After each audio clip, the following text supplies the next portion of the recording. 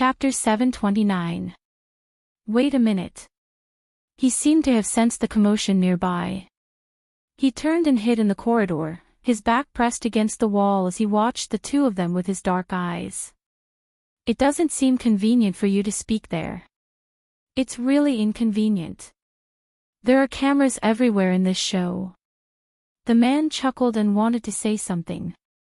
However, for some reason, the young man who was walking away suddenly stopped and lifted his eyes to look in his direction. What is it? Lin Chintao arched a brow. Bo Jiu took a step back. Hey, little spade, I'm talking to you, what is it? Lin Chintao asked. Bo Jiu's gaze deepened as she lifted her thin lips. Nothing, my eyes were blurry just now. Tell me, did your eyes get myopic from all the gaming? You're so paranoid, Lin Chintao said before he could finish his sentence. Bo Jiu stuffed a hand into her pocket, a light smile on her lips. Just treat it as me being paranoid, there seems to be someone. She hadn't seen wrongly the figure that had flashed by. But it was strange. Why had he avoided them? Then he paced over there. It was empty. Lin Chintao patted her shoulders. What do you mean, you must have seen wrongly? Bo Jiu ran her fingers over the wall, her gaze deepening because of the yellow sand. Besides, there were footprints on the floor. Even though it was faint, no one had said such a thing. She wouldn't believe it. Besides, he was wearing the team uniform. Clearly, everyone here and everyone's uniform was different. For instance, she and the Almighty were both from Supreme Alliance. The other two were the same. What exactly was his secret? Why was he avoiding them? Bo Jiu glanced up, glancing at the naive Lin Chintao. Let's go get the Yunnan spray. Let's go, let's go. I thought something was wrong with your reaction. Let me tell you, we were playing the escape room earlier. In order to protect you, I've been enduring the terrifying visual impact. Now, my mind is especially sensitive. You really can't provoke me anymore. Be careful that I don't faint in front of you, Lin Chintao said shamelessly. Bo Jiu arched a brow. Then I have to thank you for your protection. Sure, sure. The noisy voices became softer and softer as the two of them left. What's wrong? The ringing on the phone pulled the man's attention back. After the youngster was far away, the man walked out of the darkness with his phone in hand. His eyes were dark. Nothing, I was almost discovered. Discovered? The person on the other end of the phone stopped typing. It's just a misunderstanding. The man looked up, and all the light shone on his face. The gentle outline of his chiseled facial features, every smile carrying a sense of leisure. Who else could it be other than the recently returned Rao Rong? Be careful, especially when facing Qin Mo. Don't be careless.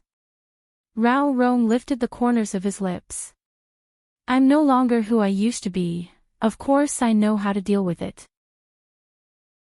That's good. You can go now. It's time for us to make a comeback. He pressed the spacebar. A faint Z shape appeared in the man's eyes. Rao Rong lowered his lids. It seems like you have thought of a way to deal with Qin Mo. But who exactly spoiled our plans during the maiden sacrifice? She actually didn't take action just because of your hypnosis and incitement online. I'm still investigating. His fingers paused. Rao Rong arched a brow. Honestly, I thought you were the one who started the live stream to let everyone see how much the world needs to be destroyed. I never expected it to be you. Regardless of who it was, the person who spoiled our maiden sacrifice won't be able to escape. Do you think I won't be able to find that person with my abilities? Rao Rong chuckled lightly. I didn't mean it that way, I still believe in your hacking skills. Alright, the banquet is about to start. It's time for the person at the top of the pyramid to have a taste of being stepped on. Besides, there's something we can use against Qin Mo. What is it? Rao Rong leaned against the wall, his lips still curved. From afar, he looked harmless and handsome. The new MVP, the vice captain of Supreme Alliance. Qin Mo cares about him. The other party listened to the information while searching for the youngster's information. With a laugh, he said, Fu Zhou, an eldest son chased out by his family, a useless person who doesn't know anything other than gaming. Why do you think Qin Mo cares about such a person? You will have to ask Qin Mo about that. Rao Rong's gaze was as dark as the night. I'm just telling you that this person holds a special place in Qin Mo's heart. Perhaps it's because of his gaming skills. The voice on the other end turned cold. If that's the case, it seems like we really have to meet him. Let's see what's so worthy of Qin Mo's efforts. There's a camera in front, I'm hanging up. Rao Rong watched as the person ran towards him, keeping his phone calmly, stuffing a hand into his pocket. The storyboard director finally slowed down when she saw him, heaving a sigh of relief. Almighty Rao, I finally found you. I thought I lost you. Where exactly did you go? I've been searching the entire floor. I was hungry, so I came out to find something to eat. I never expected the hotel to be so huge. You should know I have a poor sense of direction. Rao Rong chuckled lightly. Where's Lin Chintao? Didn't you say you were going to form a team? The storyboard director's attention was instantly diverted. That's right, where's Almighty Lin? Where did he run off to? Rao Rong didn't tell her where they had disappeared to. In fact, there were times when he didn't want to face a certain someone. Especially after his return. The hotel hadn't provided any medication. But there were fans outside. He needed someone to divert their attention. Almighty Lin, do you want to prove how handsome you are? Bojo asked with a smile as she watched the scene outside. Lin Chintao was smart. I said, don't even think about throwing me out, I'm afraid the fans will faint from happiness. I'm not going out, do you see that floor-to-ceiling window?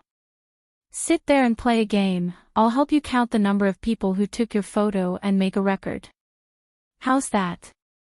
When Bojo wanted to convince someone, she had to cater to their interests. Lin Chintao wavered. Bojo continued, the main point is to tell Almighty Fatty that he isn't the most handsome person in the esports industry, you are. Do you really think so? Lin Chintao's eyes lit up.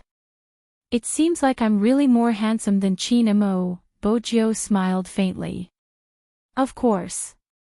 Of course he couldn't be compared to the Almighty. Little Spade, you have such good taste, it's worth it to teach your brother. Lin Chintao walked towards the window. Where should I sit? I have to let them take a photo of my side profile, it's the most handsome and deep, that's how I became the coldest assassin. Bojo scanned her surroundings casually, multitasking. Over there, move slightly to the left.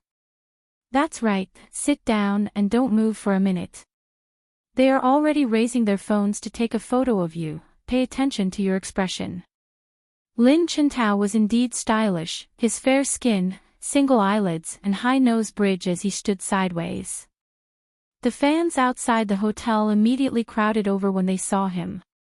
The youngster made use of this opening to take a step back, removing the receptionist's cap and placing it on his head. Bojo's movements were swift. But it wasn't just fast, more importantly, every move she made was when the attention of others was elsewhere. His movements were as smooth as flowing water, extremely handsome. When she walked out of the hotel, she seemed to have transformed into a completely different person. Just like a magician, she walked towards the east. Lin Chintao was still nagging. Little Spade, say something, how's my pose? Would it be more handsome if I lowered my head or? F***ck, where is he?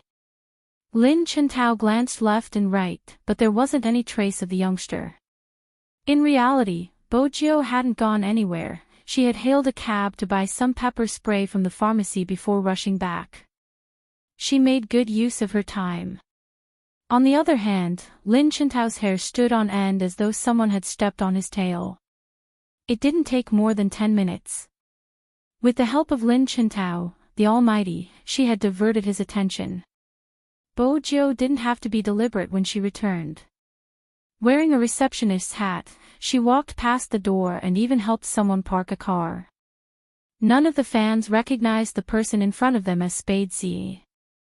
After entering the hotel lobby, with a flip of her hand, she returned the cap to the receptionist who had lowered his head and walked towards Lin Chintao. Na Si was still sending messages in the group chat. Guess what little Spade did? Beat you. Good job. This was the reply of the most handsome on earth, fatty. Lin Chintao said, "Shut up, he left me alone to face a group of fans. I'm worried that they will rush into the hotel and pounce on me. Since it's so difficult to stay here, you can leave." Lin Chintao replied, "No, I want to enjoy the feeling of being the center of attention for a while longer.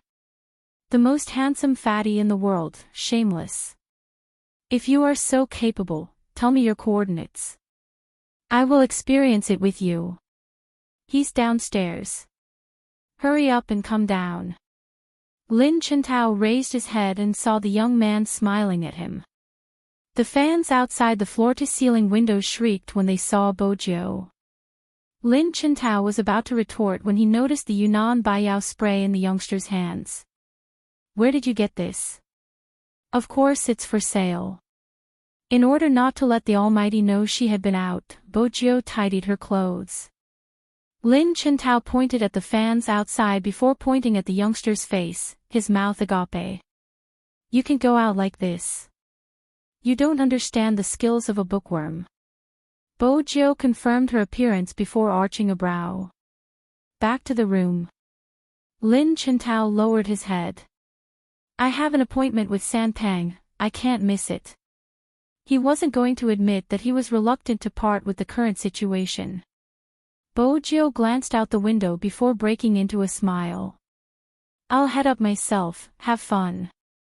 "Don't go, my captain might be coming down in a while.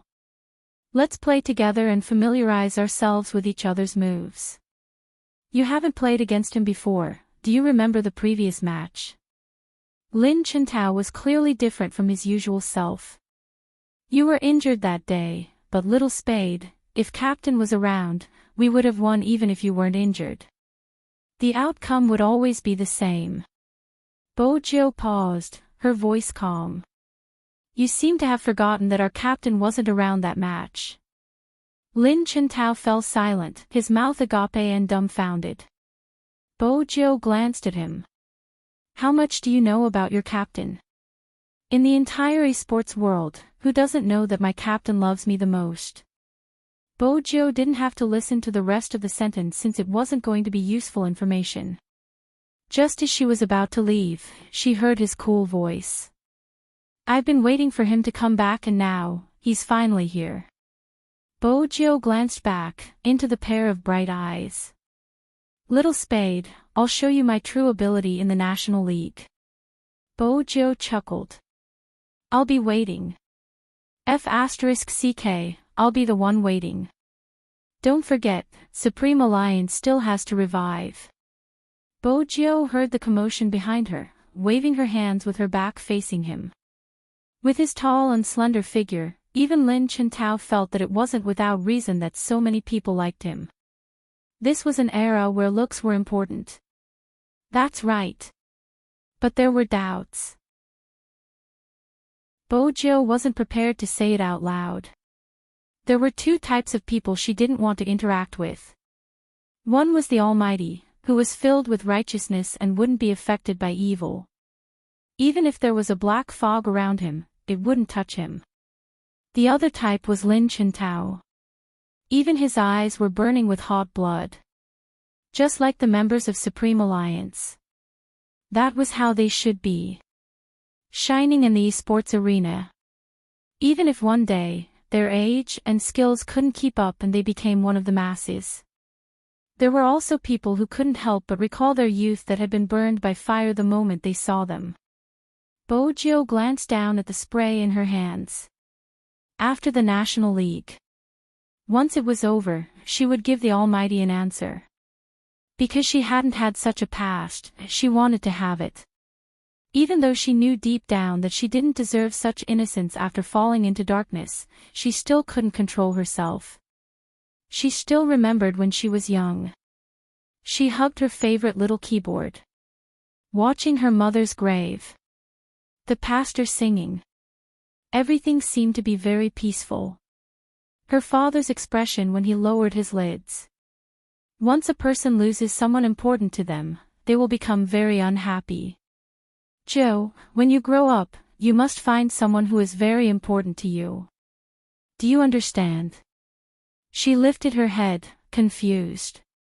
But didn't Dad say that as a qualified hacker, I can't tell anyone about my identity? Does Mom know about Dad's identity? What do you think?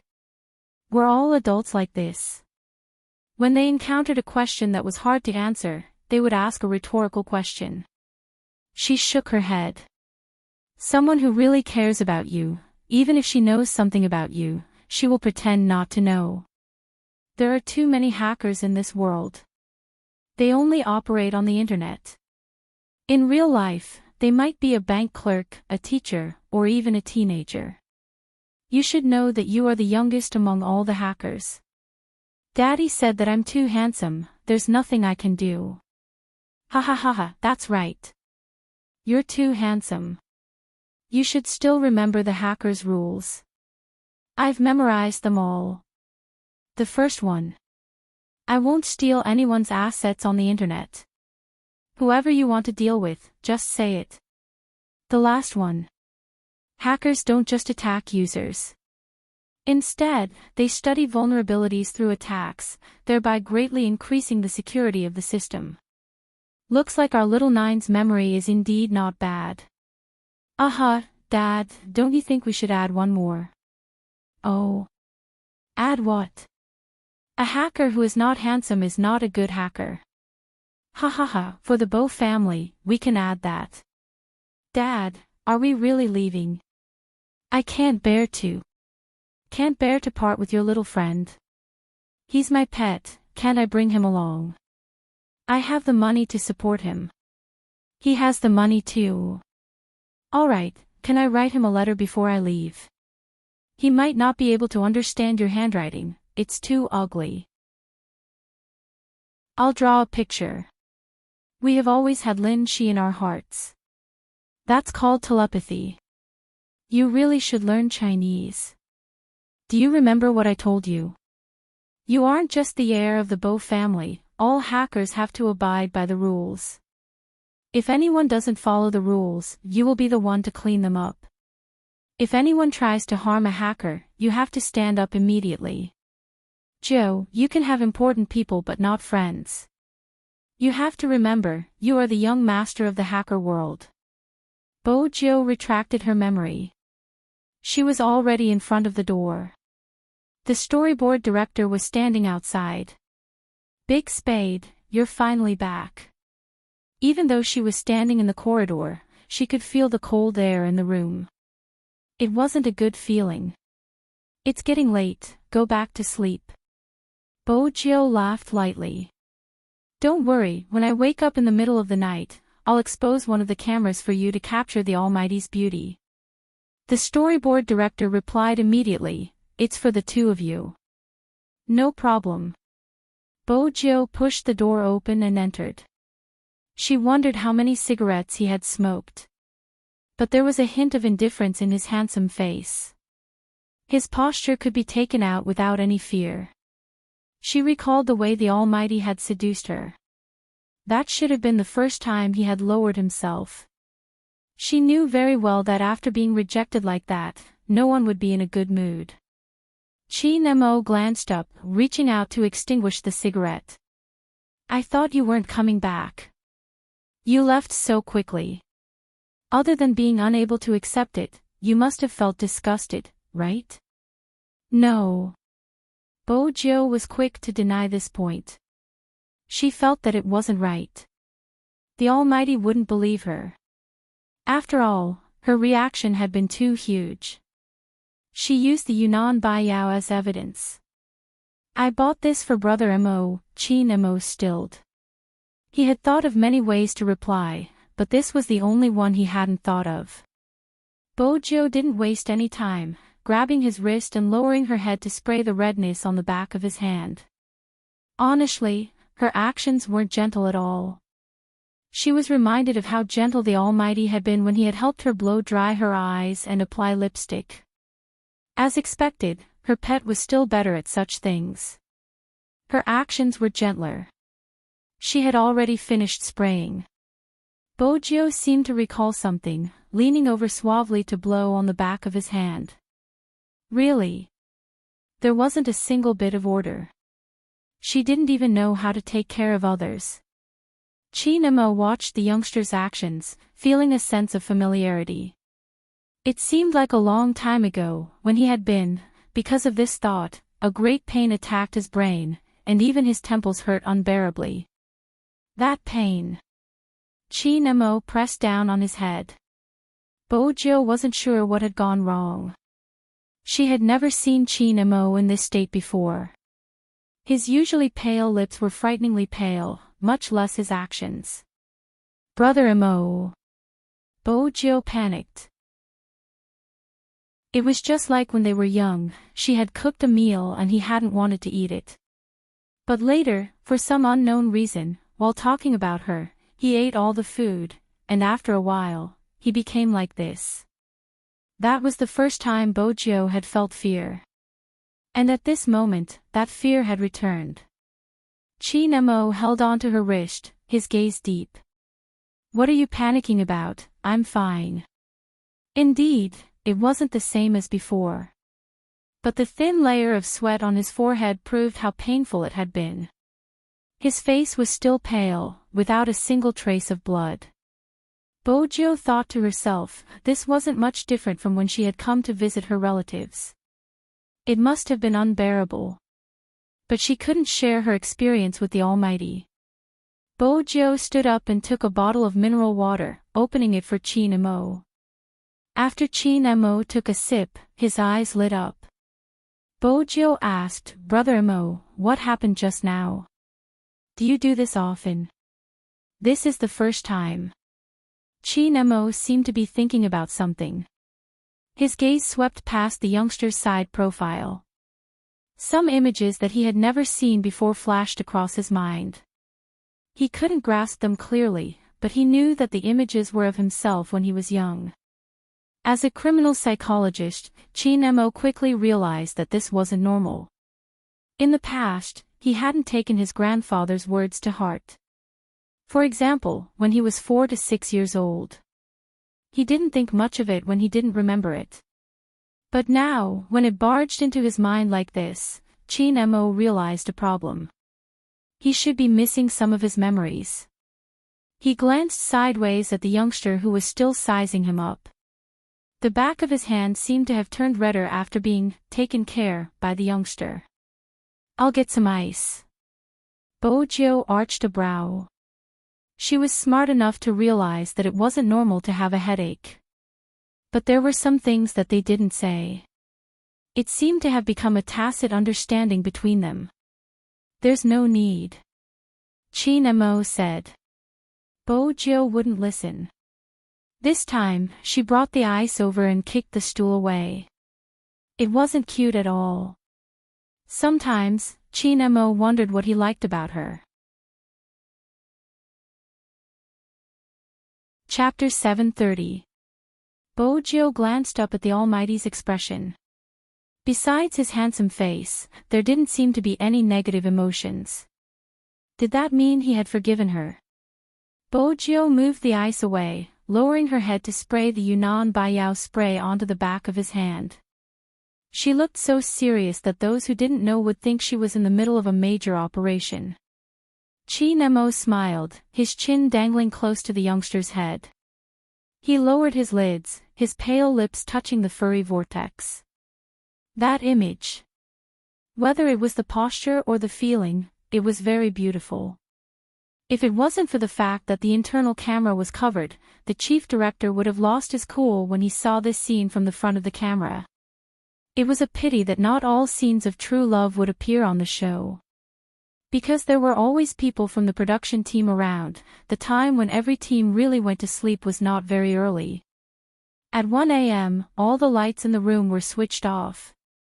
It wasn't possible for Bojo to be unprepared for sleeping in the same room as the Almighty.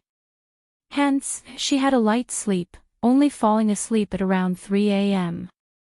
The next time she woke up, she was jolted awake by the light. She didn't know when she had gotten so close to the Almighty. A corner of the camera was exposed, facing her and the Almighty's faces. Bojo rubbed her eyes.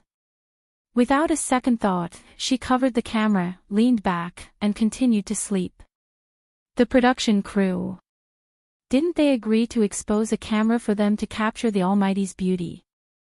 That's good enough. The storyboard director consoled her colleague.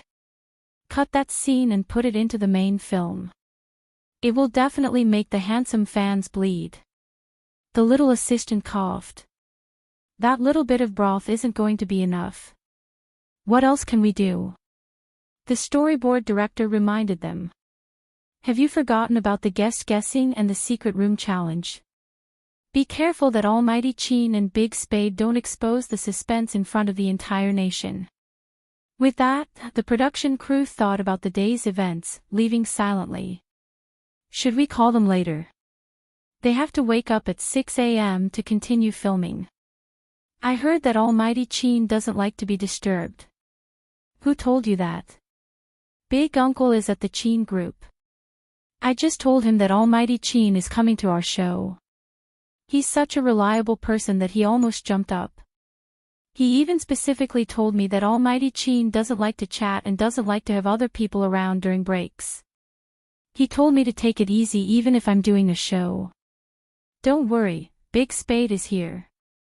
Wake him up and get him to call Almighty Chin. It feels like Big Spade saved the entire crew. Everyone looked at each other in dismay. 6 in the morning. The sun had not fully shone in yet. Because of the phone's vibration, the youngster stretched out her fair arm.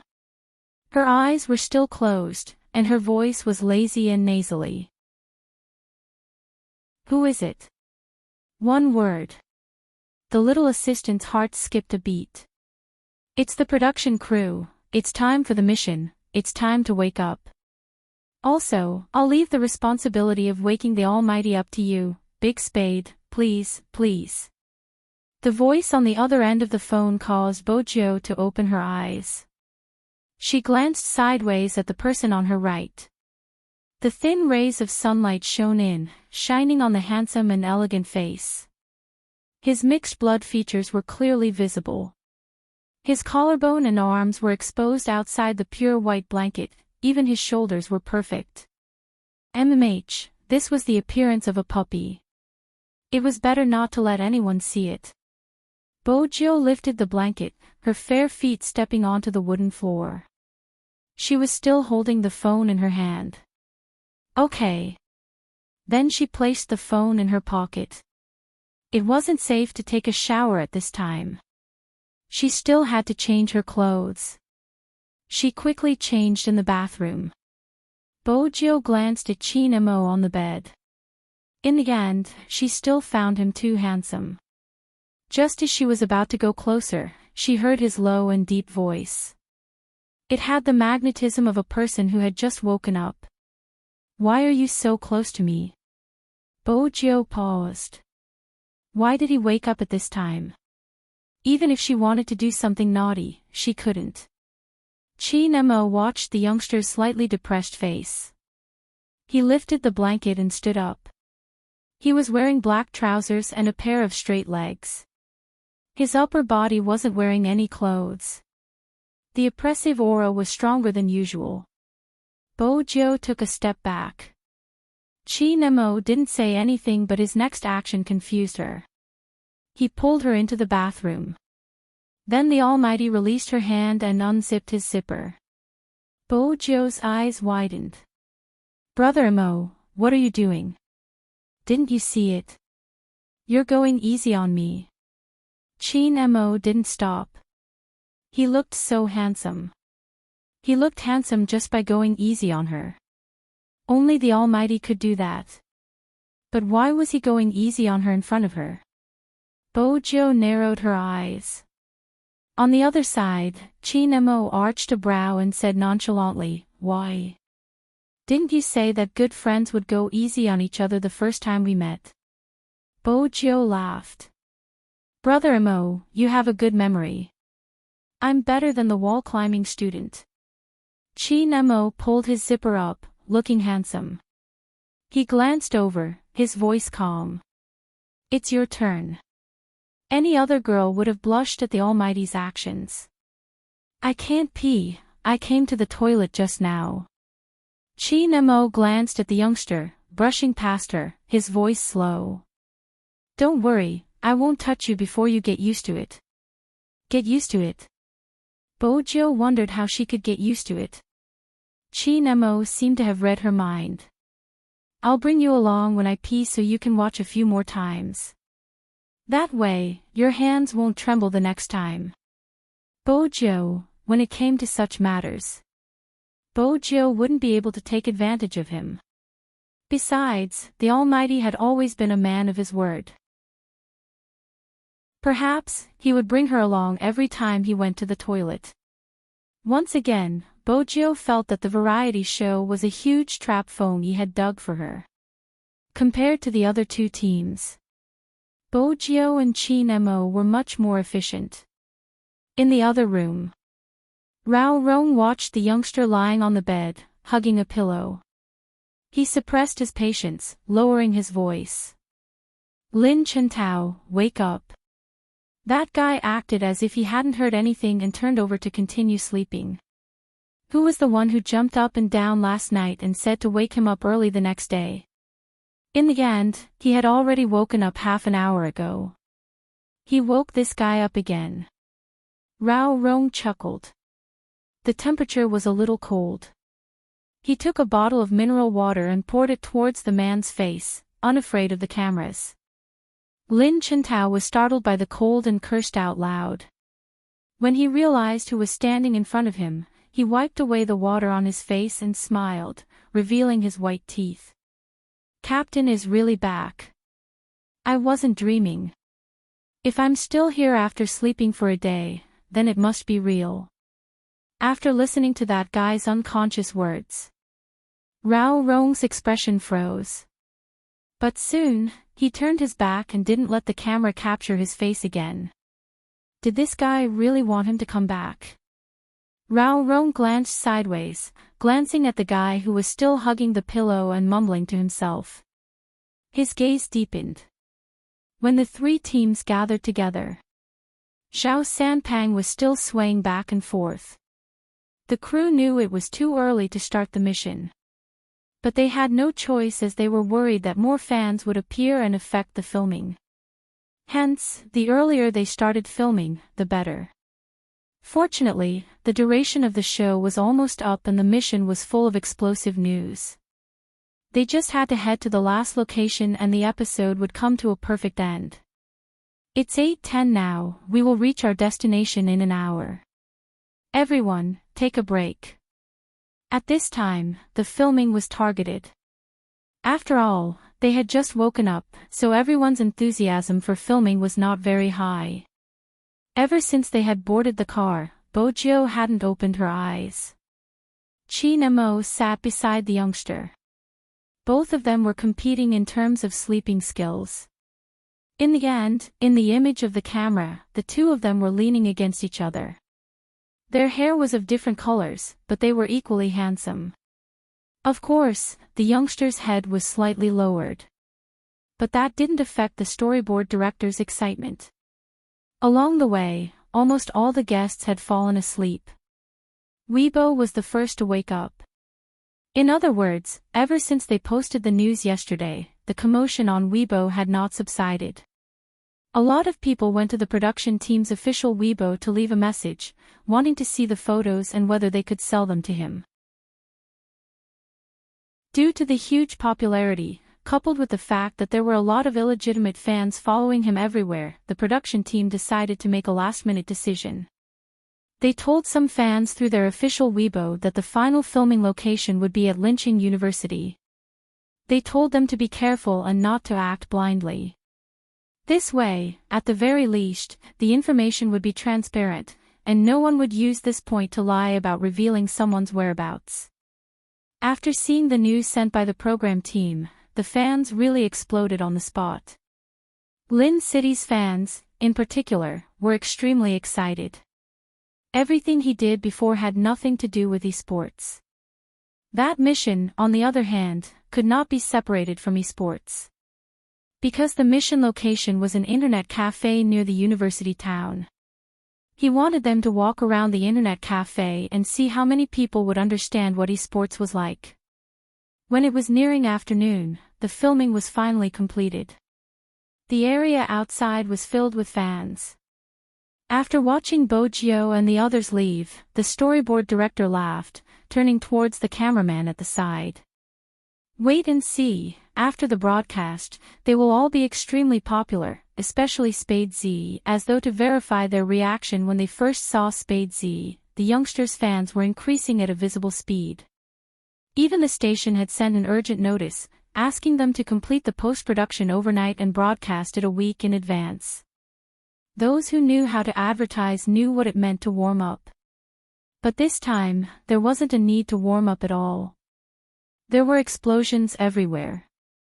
In fact, even the storyboard director hadn't expected the video to be so interesting after it was completed. From the youngsters' diss of the production team to meeting up with the Almighty and a series of subsequent actions.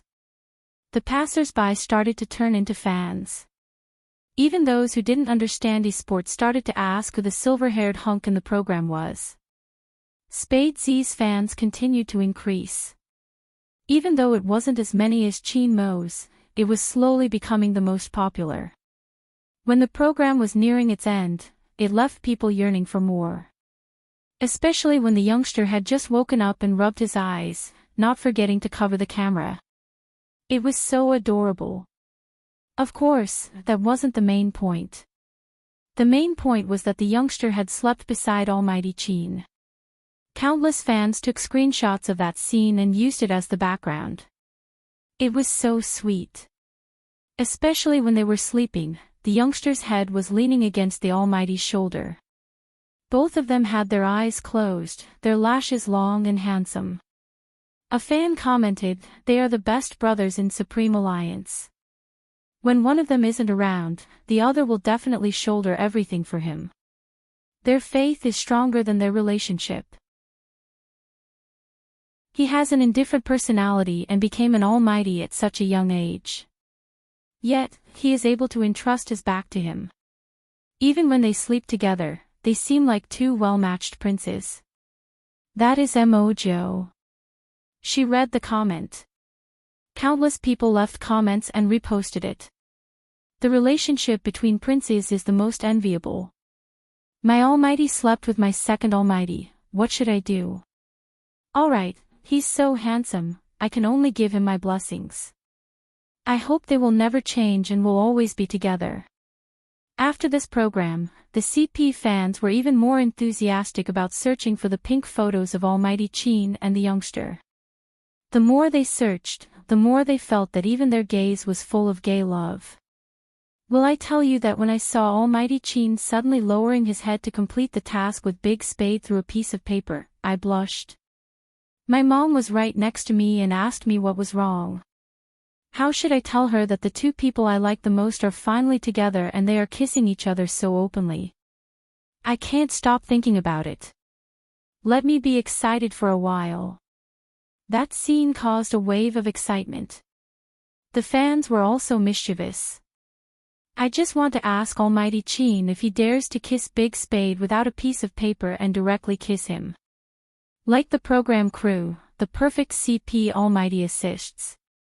Based on my understanding of Almighty Chin, no one can force him to do something he doesn't want to do. Could it be that he doesn't resist being close to Big Spade from the bottom of his heart? Not only does he not resist, he is also declaring his sovereignty the whole time. Am I the only one who feels this way? I think the same as the one above. Also, did you see my big spade? He is so obedient in front of Almighty Qin. Also, how is this child so strong? He pushed a whole cart of coconuts by himself while the Almighty walked beside him leisurely. Big Spade even looked happy and didn't feel like he was at a disadvantage. What a dumb son of a landlord. The main thing is that when Big Spade woke up, he looked at the Almighty and then at the camera. At the end, he raised his hand. That expression of not knowing where he was so handsome and cute. He is even cuter when he is obediently beside Almighty Qin, like a little loyal dog. The more heated the discussion online, the darker Wu Zhen's eyes became in front of the computer. The more she watched, the more resentment she felt. Until she saw the kissing scene at the end. Wu Zhen raised her hand and with a forceful swing, the mouse and keyboard fell to the ground. Why? Why was she in such a miserable state now? That youngster could participate in the variety show with Brother Mo. Now, not only was she banished from the crime squad forever, she couldn't even see old Masterin anymore. The Wu family had a lot of money and could let her do many things. She could even go overseas to develop her career. But Wu Zhen had never thought of letting this matter go. No matter how far she went, she had to maintain her outward appearance. This had always been her creed. She took a deep breath and stood up as well. She called for the servants to come up and tidy up. Miss, someone wants to see you. The Wu family's butler was much calmer than the servants. Even though there were so many broken things on the ground, he didn't have much of an expression. Wu Zhen glanced at him. I won't be seeing anyone for a while. Everything was gone, she couldn't accept it at all. The person said she came from the Fu Corporation and wants to talk to you about Fu Jiu alone. She believes that you will be very interested. Wu Zhen's eyes lit up when she heard that. Let her in. Yes, Mississippi. Less than 3 minutes later. A person appeared in the Wu family's living room. That person seemed to be in a bad mood recently, so she had to pay attention to her appearance. But now, she didn't have the money to pay attention to her appearance. But the marks on her eyebrows were still there. If she wasn't the mistress who interfered with Fu Zhongyi and He Honghua, who else could it be? You are. Wu Zhen hadn't seen her before. In Wu Zhen's heart, even rich people had their own circles.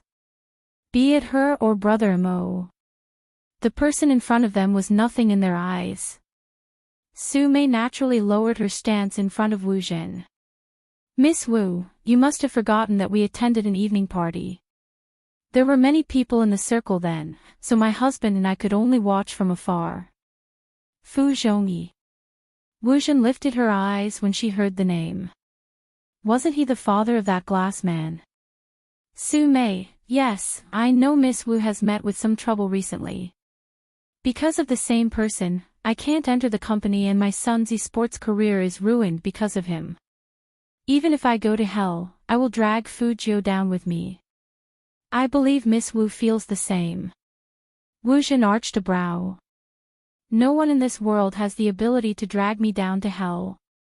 Of course, I'm just making an analogy. Su Mei was indeed someone who had been in the business world for a long time. She was very perceptive when it came to catching someone's attention. But I have a piece of news that I got a private detective to investigate a long time ago. He said that Fu Jiu's birth has a secret that He Honghua has been trying to cover up. As for what the secret is, I will need Miss Wu's help to find out. That's why I'm here today to see if Miss Wu is interested in helping me deal with that person who should have gone to hell a long time ago. A secret at birth? What kind of secret do you think it is? Wu Zhen was obviously interested in this suggestion. Su Mei didn't give in. I will tell Miss Wu about this when we reach He Honghua's hometown. Don't worry, Miss Wu, I want that person to have a taste of falling into the abyss just like you. This secret is enough to ruin Fu Jiu's reputation. He won't even be able to participate in esports competitions. Okay. Wu Zhen's eyes were full of venom. She had to admit that Su Mei's words struck a chord in her heart. Moreover, she knew very well that the enemy of her enemy could become a partner. People like Su Mei were still too young to use her. Wait until she knew what the secret was. She would kick this middle-aged woman away. Did she really think that she could use the Wu family as she pleased? The sky was changing outside.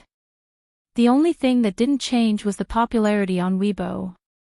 There were less than 2 days left until the revival match. But the fans' minds weren't on this. It was so sweet that they didn't know what to do. That show was too popular. It was the first time that a variety show invited esports players as guests. So the audience wasn't just fans. There was also the Sakura Stream team that had settled down here and was preparing to participate in the National League. These people don't look too bad.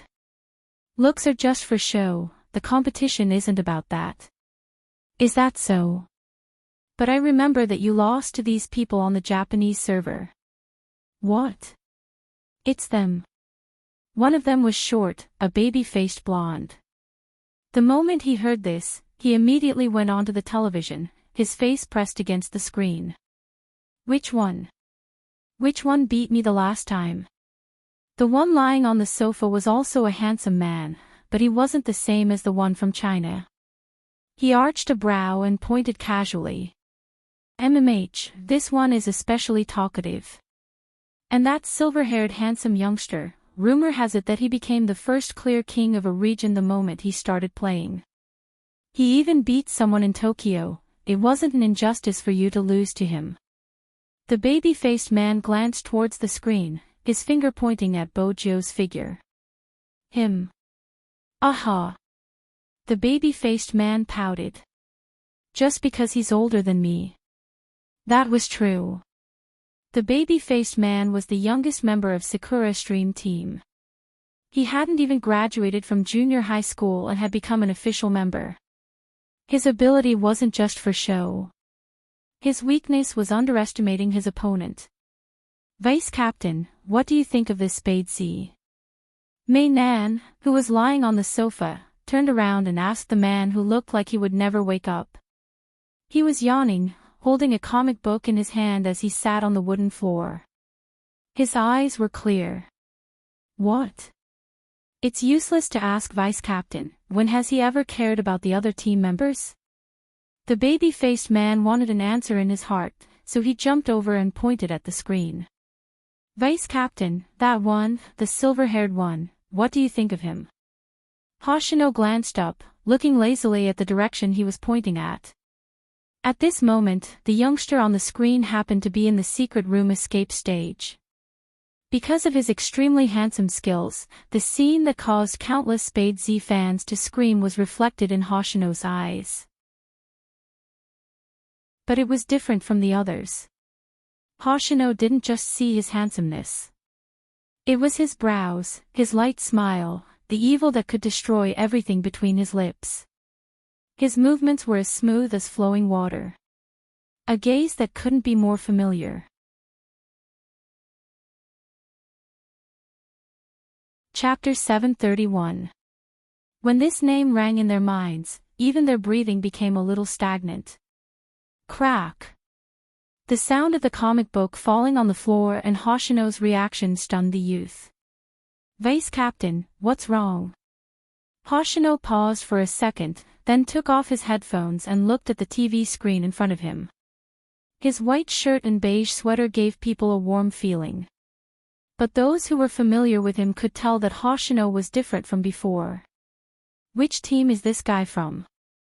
Hoshino pointed in a direction, and the young man just smiled, his eyes bright and teeth white. Ah. Him. I think he's from Supreme Alliance, not Xiangnan. In the eyes of the Sakura Stream squad, the only team that could be called a rival in China was Xiangnan. They didn't even need to use all their strength to deal with Xiangnan, let alone other teams. Hoshino looked down, his hair falling down, the ends sliding over the bridge of his nose. Supreme Alliance, Vice Captain is interested in them. The person lying on the sofa pushed himself up with one hand and jumped down from the sofa. The corner of his mouth was half-curved. Coincidentally, I'm also interested. Who's the one who defeated Little Cutie? I really want to see it for myself. Oh right, they will be participating in the revival match this time. The youth was stunned. Watanabe, are you crazy? You want to go to the crime scene together? Do you know how many of our fans there will be? We are international, especially with your face that often broadcasts and participates in variety shows. Besides, Vice Captain won't agree to your request, which is obviously because you're bored. Okay. Hoshino looked away from the screen and interrupted the youth. Then he put one hand in his pocket and turned to walk towards the room. This was a way to avoid people seeing his expression. The youth and Watanabe were both shocked, pausing for a moment. Vice Captain, he agreed. The youth couldn't believe it. Watanabe was very happy. Ha ha ha, I can finally go out and play. I heard that the food in China is very delicious. I'm so bored in the apartment that I'm about to grow hair. Quick, go and see if we have any disguise clothes, especially masks, or we will be recognized. The baby-faced youth didn't understand. For some large activities, the vice captain would use the excuse of sleeping to refuse. Why did he agree to watch a small revival match today? Watanabe was smart, flicking his head. Didn't you see, Vice Captain, that's Spade Z's? What? You seem to care a lot. Hoshino was indeed very concerned. That facial features and feeling were obviously Z. But the boy in the video was younger than Z. Or rather, Z when he was young. His hair color was also wrong. Z's hair was darker than everyone else's. Their clothes were also different. The Z he knew.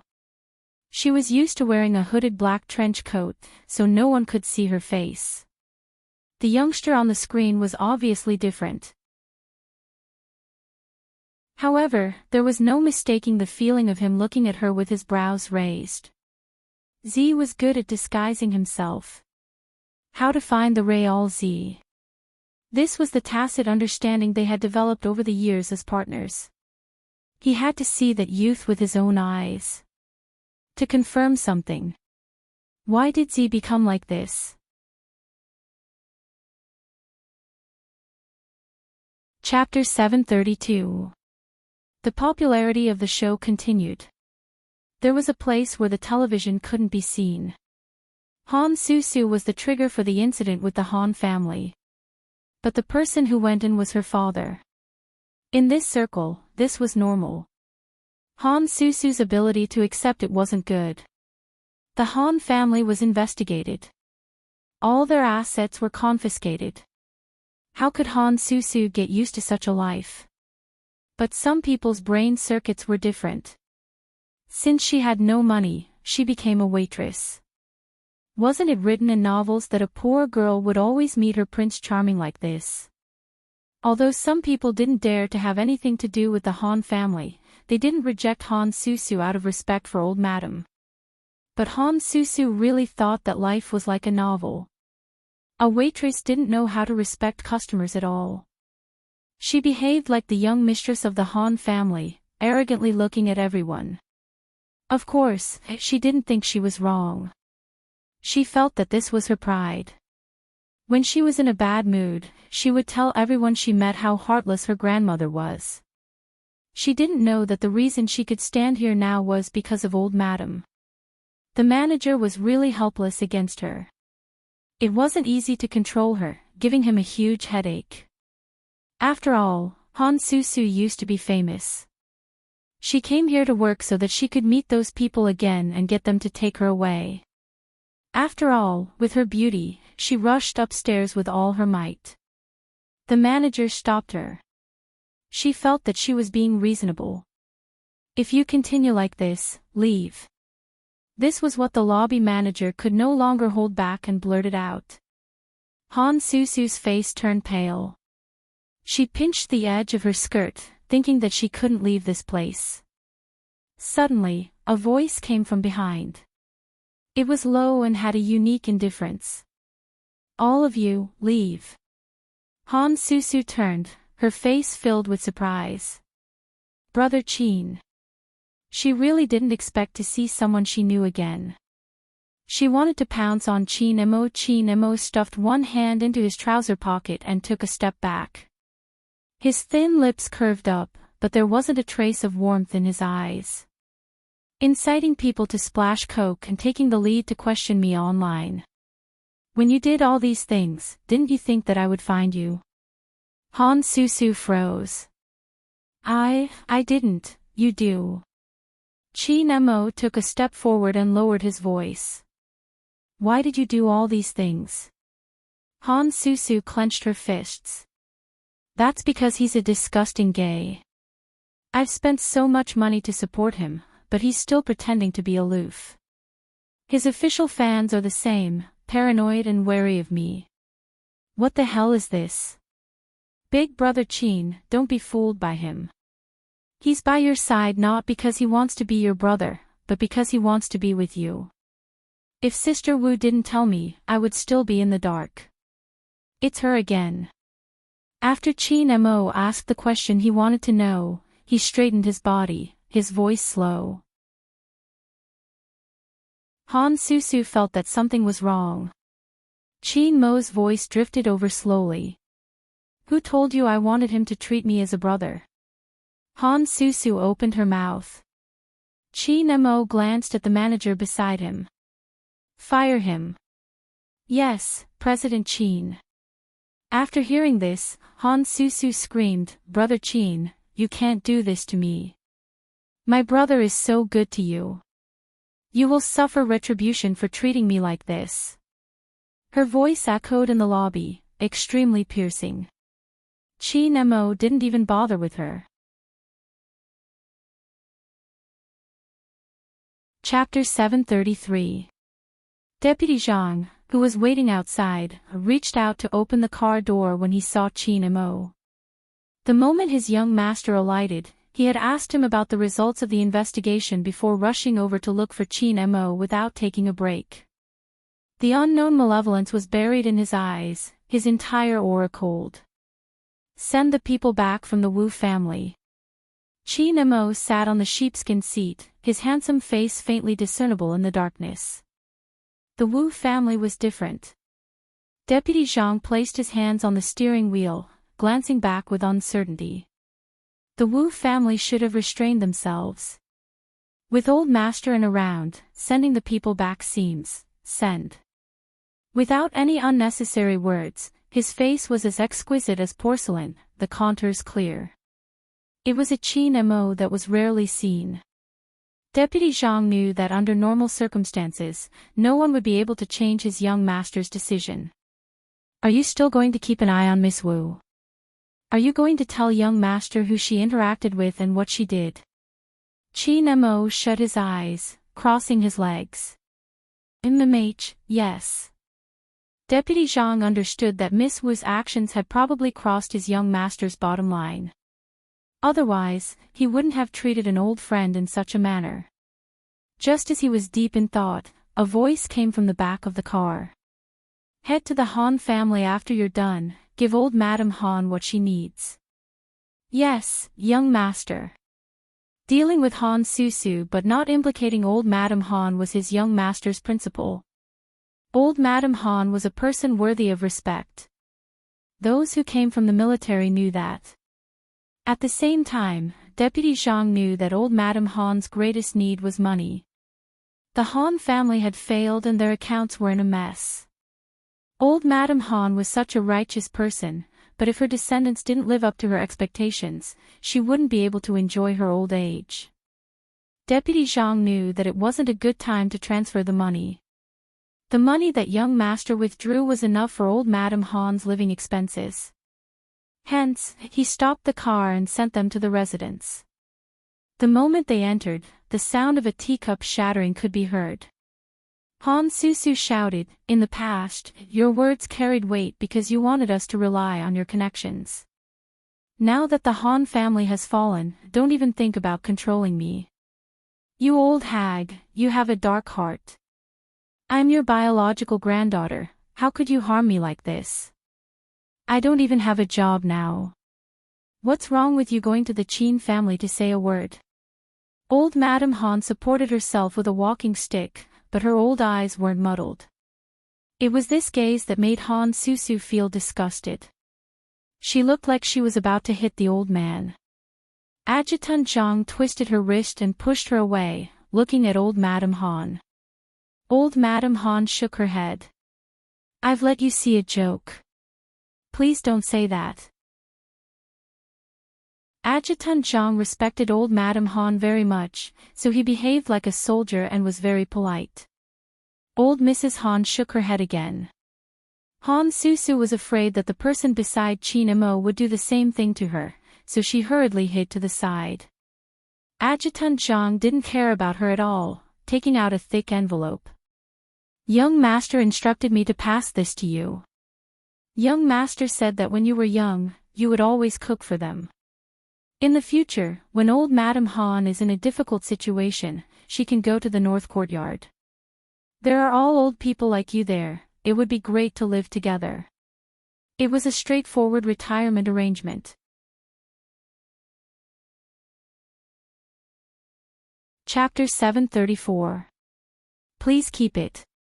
Deputy Zhang raised his hand and saluted. When he walked past Han Susu, his gaze was cold.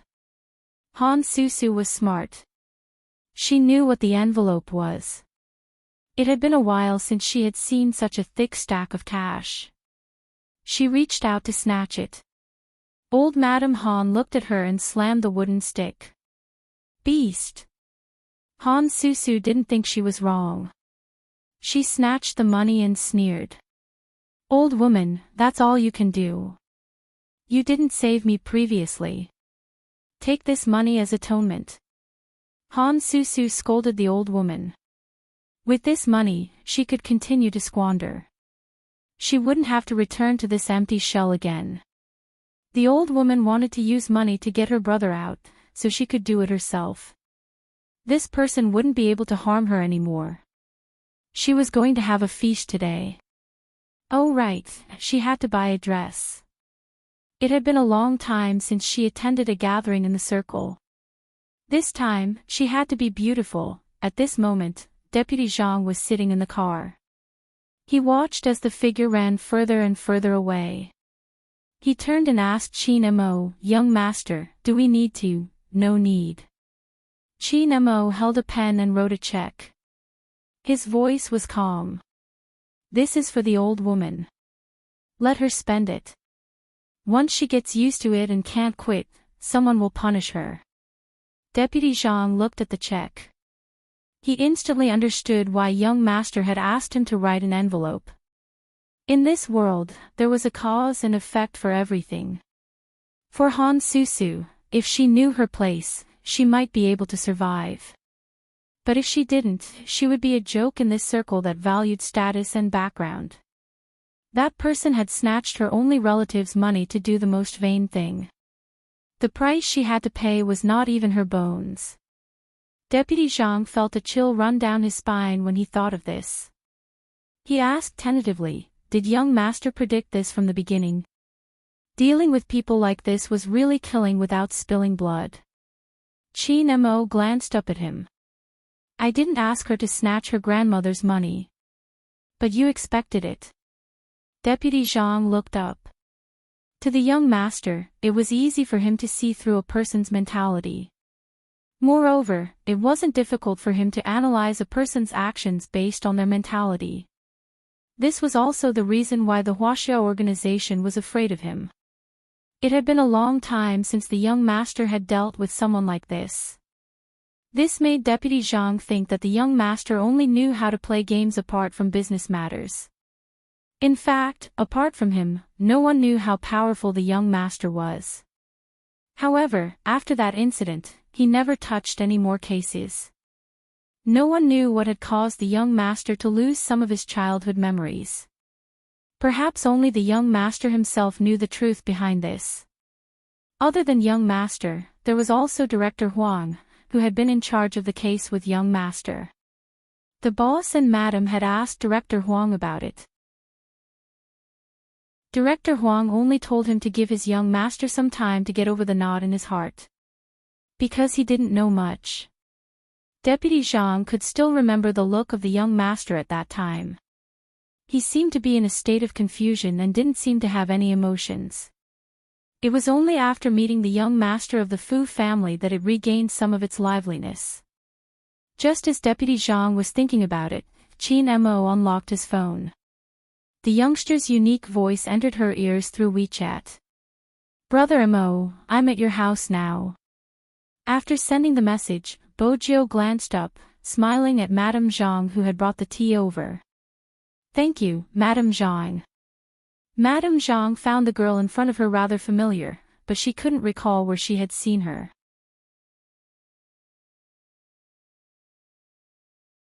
Chapter 735. Madame Zhang didn't dare to keep looking at her since there weren't many people who knew where the Qin family's main house was and could enter. Besides, she was here to look for young master. Madame Zhang was still in disbelief. She turned and glanced at the person drinking tea on the sofa. Coincidentally, Bojiu caught her gaze. She arched a brow and smiled faintly. "Madame Zhang, what's wrong?" "No, nothing." Madame Zhang was in a daze.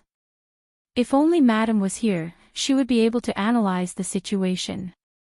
But she was the only one in the house. Ah, right, there was a cat. Princess, who had been walking elegantly beside the sofa the entire afternoon, was now bristling as though an unruly person had barged into his territory. But Madame Zhang found it strange that Princess didn't pounce over to give her a scratch. Even when Miss Wu came in the past, the princess would scratch her head. Why was it that when it came to his daughter, she had a different reaction? Why was there a different reaction? But Princess knew. This vixen's aura was clearly that of someone who threatened to cut his tail. Meow. This was a disguise to rebel, meow. Princess meowed happily. Bojiu rested her chin on her hand and looked at him lazily. She was holding a cat toy in her hand. At this moment, Princess hated his instincts. The cat that would throw away its dignity and pounce on the thing placed in front of him wasn't him. Ha! Bojiu smiled when she saw Princess's expression. What she meant was, "You can't win me as a cat. You should just behave and be a cat." Princess started meowing again. Bojiu bent down and poured some water into his bowl. Princess snorted. "You know what's good for you." He lowered his head and licked the water with his pink tongue. His body was unbelievably fat. Even so, he had a lazy and noble aura that ordinary cats didn't have. His snow-white body and chest puffed out made him look like a king. Bojiu reached out and caressed his head. She waited casually for his reply. The scene was so beautiful and harmonious that Madame Zhang started to suspect her eyes were playing tricks on her. It was unbelievable that the princess would allow her daughter to rub her head. Usually, when the princess took a bath, the young master had to personally do it. If it was someone else, it would really rebel. Buzz, the sound of the phone vibrating interrupted Nanny Zhang's thoughts. It also made Princess raise his head and look at the owner of the phone. Bojiu tapped on the voice note and a familiar deep voice came through. "I'm going back now." "All right." After she replied, she caressed her tummy and replied, "I'm hungry, what are we going to eat later?" Unexpectedly, after she sent that message, the Almighty didn't even bother replying to her voice message and called her instead. Bojiu arched a brow. "Hey, Brother Mo, what do you want to eat?" Bojiu listened to the sound of the lighter. The Almighty didn't seem to have any requirements for such things, so she replied lazily, "Meat, spicy hot pot." After hearing the answer, a voice that seemed to be laughing yet not laughing came over. What else do you eat besides hot pot? Bojo replied seriously, rice. The next moment, the voice on the other side of the phone laughed. She didn't understand what was so funny about it.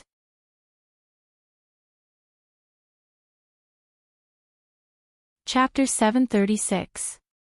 So easy to take care of. Rather than saying it was easy to take care of him, it was more accurate to say that he always ate the same few things: hot pot, meat skewers, rice, instant noodles, and chocolate lollipops. Moreover, every time he ate these things, he would have a blissful expression on his face. Just thinking about it would inexplicably make him feel better. Chin Mo held onto his phone, watching the reflection outside the car window, his gaze gentle.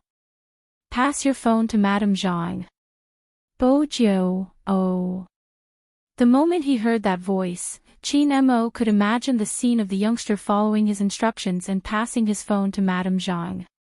After a short while, the person on the other end of the line changed. Hello, young master. Madame Zhang was puzzled. She didn't believe that girl could contact her young master. Chin Mo said, Madame Zhang, listen to me, stay further away. All right. Madame Zhang was confused. Chin Mo's voice was calm. Let's eat hot pot tonight. Don't cut too much meat. His eyes get allergic easily. Steam a pot of rice. I'll be home in an hour. Let him eat when the rice is ready. Watch him and let him drink more water. Madame Zhang's eyes widened. She had never seen her young master so concerned about anyone before. Bojo wasn't used to wearing a dress. There weren't any pockets, which meant that there weren't any sweets. Now that she saw Madame Zhang's reaction, she was curious to hear what her puppy had said to Madame Zhang. Why did she look so frightened? All right. Madame Zhang nodded with much difficulty.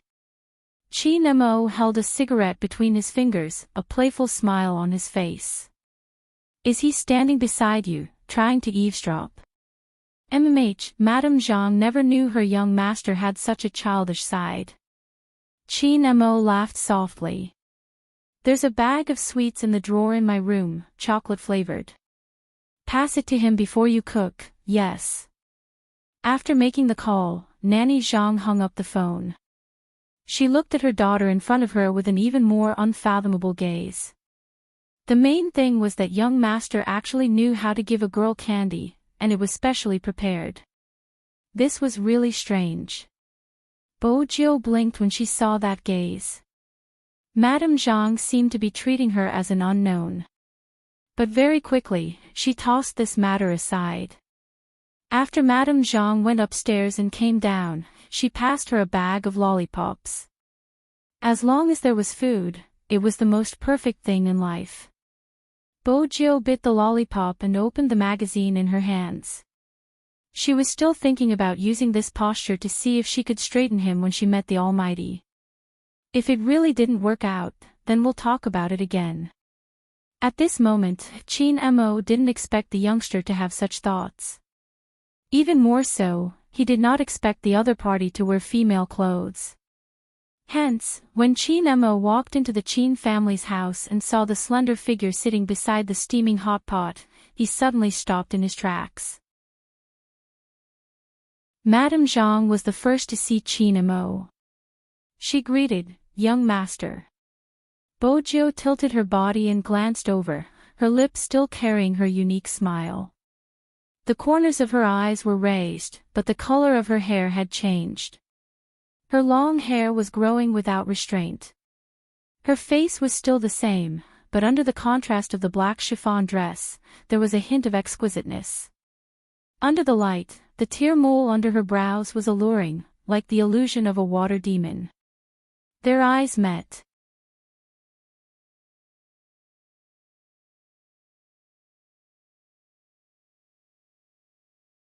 Similarly, he had to forget about his life here.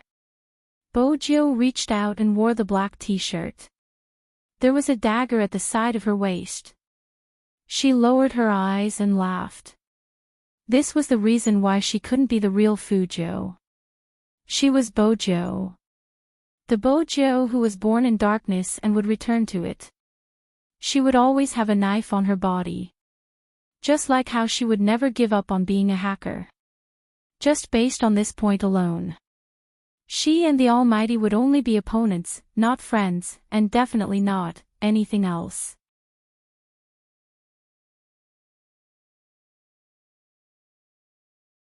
Chapter 738. Downstairs, Madame Zhang had wanted to ask her young master who the daughter was. But when she saw Qin Mo's icy expression, she swallowed her question. When she was placing the bowls and chopsticks, then she heard a low voice. When did he come? 5. He has been waiting for young master. Madame Zhang studied Qin Mo's expression, unable to understand his thoughts. Only when the silver-haired youngster walked down in a black t-shirt did her eyes widen. Just now, that daughter was young Master Zhou.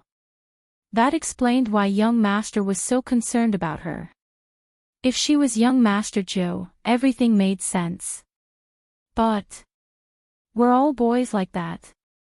Did they like to wear female clothes? Bojo noticed Madame Zhang's expression and smiled at her. Madame Zhang was still digesting the news since the daughter was too pretty and didn't match the handsome youngster. Let's eat. Qin Mo's voice was faint. Madame Zhang knew that her young master wasn't in a good mood. But she wasn't sure why. This hot pot meal was probably the quietest hot pot meal the two of them had ever had. In the past, their interaction wasn't like this. Especially the youngster, who was a man of few words. He was polite and even waved at Madame Zhang after the meal. Madame Zhang, I'm going back, thank you for the hot pot. When Madame Zhang came out, she could only see the youngster's smile. Qin Mo gripped the cup tightly, his knuckles turning white. He stood up. I'll send you. It's still early, it's convenient. I called for a cab online. Bojo opened her hands, showing him the screen. Qin Mo didn't say much. After the youngster left, Madame Zhang realized something wasn't right. Under normal circumstances, her young master would always try his best to get young Master Zhou to stay the night. Even if he didn't stay, he would send him home personally. But this time, he just stood outside. After an unknown period of time, the wind seemed to have started to blow. Assistant Zhang hesitated before walking out with his coat. Young master, let's go back, it's getting late. Qin Mo's fingers twitched. In that moment, he didn't feel cold. It was as though there was a hole in the depths of his heart, allowing the wind to enter. It was empty. He had never thought about what he would do if he couldn't turn him gay. It was a very obvious sense of distance. It emanated from the youth's body. Qin Mo asked himself again. What was so good about this person? If he wanted a good-looking woman, he could find one anywhere. Those who were gentler than this fellow could be found everywhere, young master. Adjutant Zhang said in a low voice. Qin Mo tilted his head and lit a cigarette, the smoke filling the air. Give the Fu family a call and ask if young Master Zhou reached home safely. Yes. After Deputy Zhang finished speaking, he glanced at his wrist. Young master, the revival match is tomorrow. Your hand is important. Hearing this, Qin Mo took a step forward in the night, allowing the dampness to hit his body and the smoke to surround him. It was Qin Xiaodong who picked up the call. After hanging up, he looked in the direction of the second floor. Yes, my young master has returned, yes, to be honest, there was clearly something wrong with the young master today. How should he put it? He spoke too little. Even his smile was different from before. As soon as he entered the door, he went straight into his room.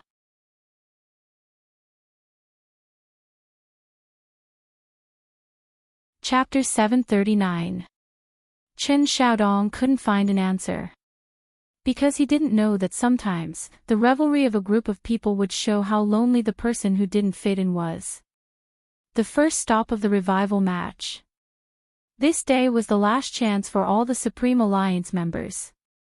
The youngster skateboard, sweeping through the long alley like the wind. Outside the arena, the fans were already looking forward to it. The cheers they could hear weren't any lower than the semi-finals. Because everyone knew that Supreme Alliance was participating in this year's revival match. That wasn't all.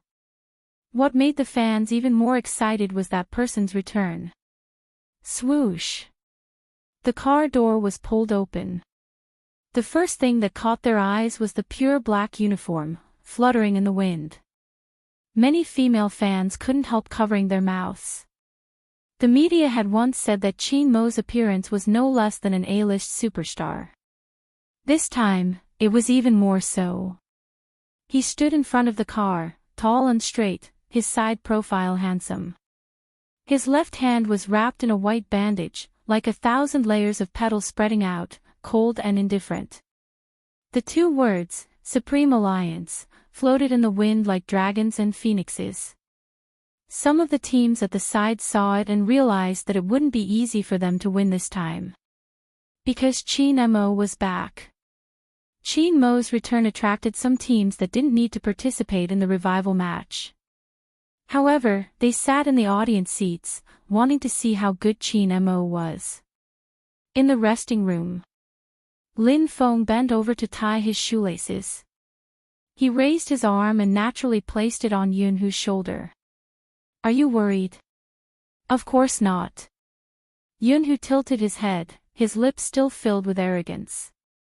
The two of them wore the same uniform, and when they stood together, they looked especially compatible. The revival match wasn't just a test of skills, it was also a test of the team members' endurance and stamina. That's right, stamina. A high-intensity consecutive match. 5 matches in a day. Each match would take at least 2 hours. Such intensity was a form of training for the contestants' eyes. Moreover, they had to consider tactics and how to recover their hand speed.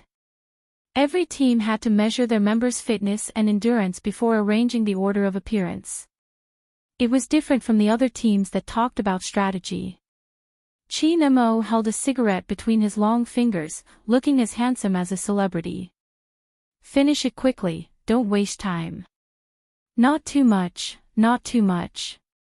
Lin Feng arched a brow, turning towards Bo Jiu, who was putting on her uniform.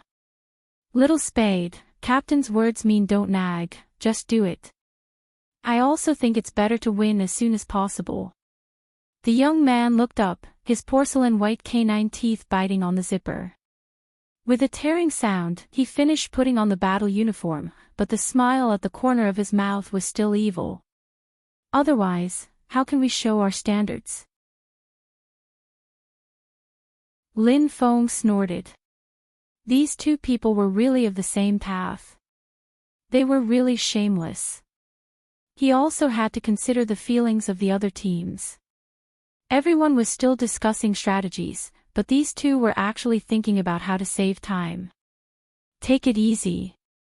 You might be able to kill quickly, but Sister Yao and Baby Monk won't be able to keep up. Lin Feng opened a bottle of water and shot her a look. Bo Jiu glanced back and smiled. She didn't say much, rolling up the sleeves of her uniform. She bit on her lollipop and stretched her legs casually. Her legs were loose, looking devilish.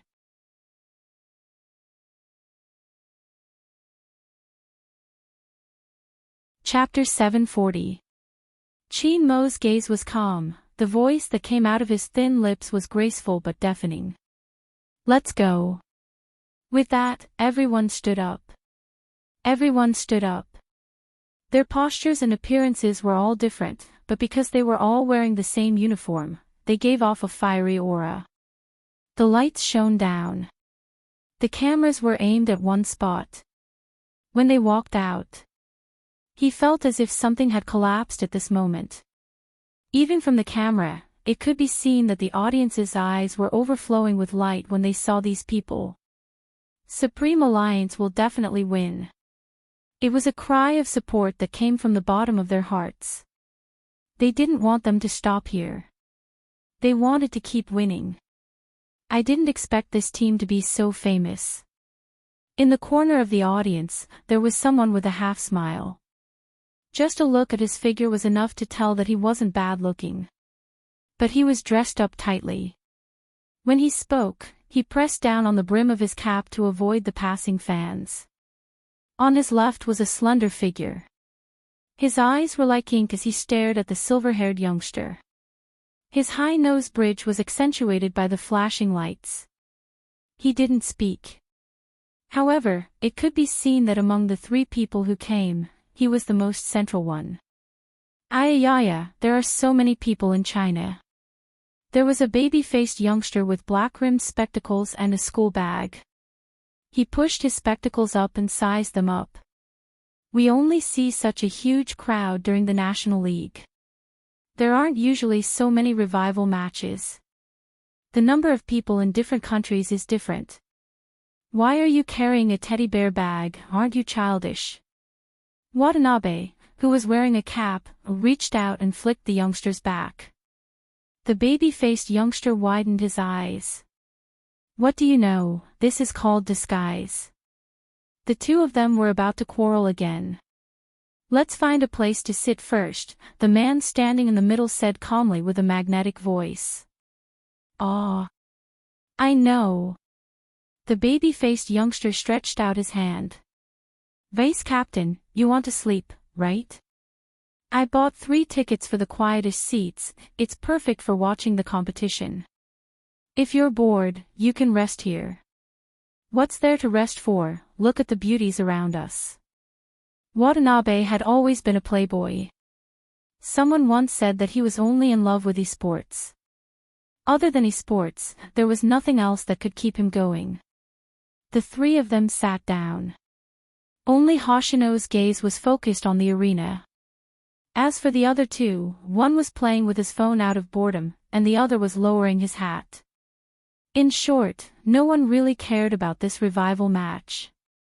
After all, an international sports team like theirs did indeed have the right to do so. It wasn't arrogance, but it was the most normal behavior. The revival match had officially begun. There was a line of words clearly written on the screen above. 1v1. The members of Supreme Alliance, Chin Mo. Just the appearance of that name. The neon lights converged into one beam. Whispers could be heard from all directions. They were talking about the man who was already sitting in front of the computer. Elegant, abstinent, handsome. However, he was such a person. But it only made his opponent feel a little. An indescribable chill ran down his spine. Was Supreme Alliance here to revive? He was clearly here to get back at them. As soon as it started, Almighty Chin appeared.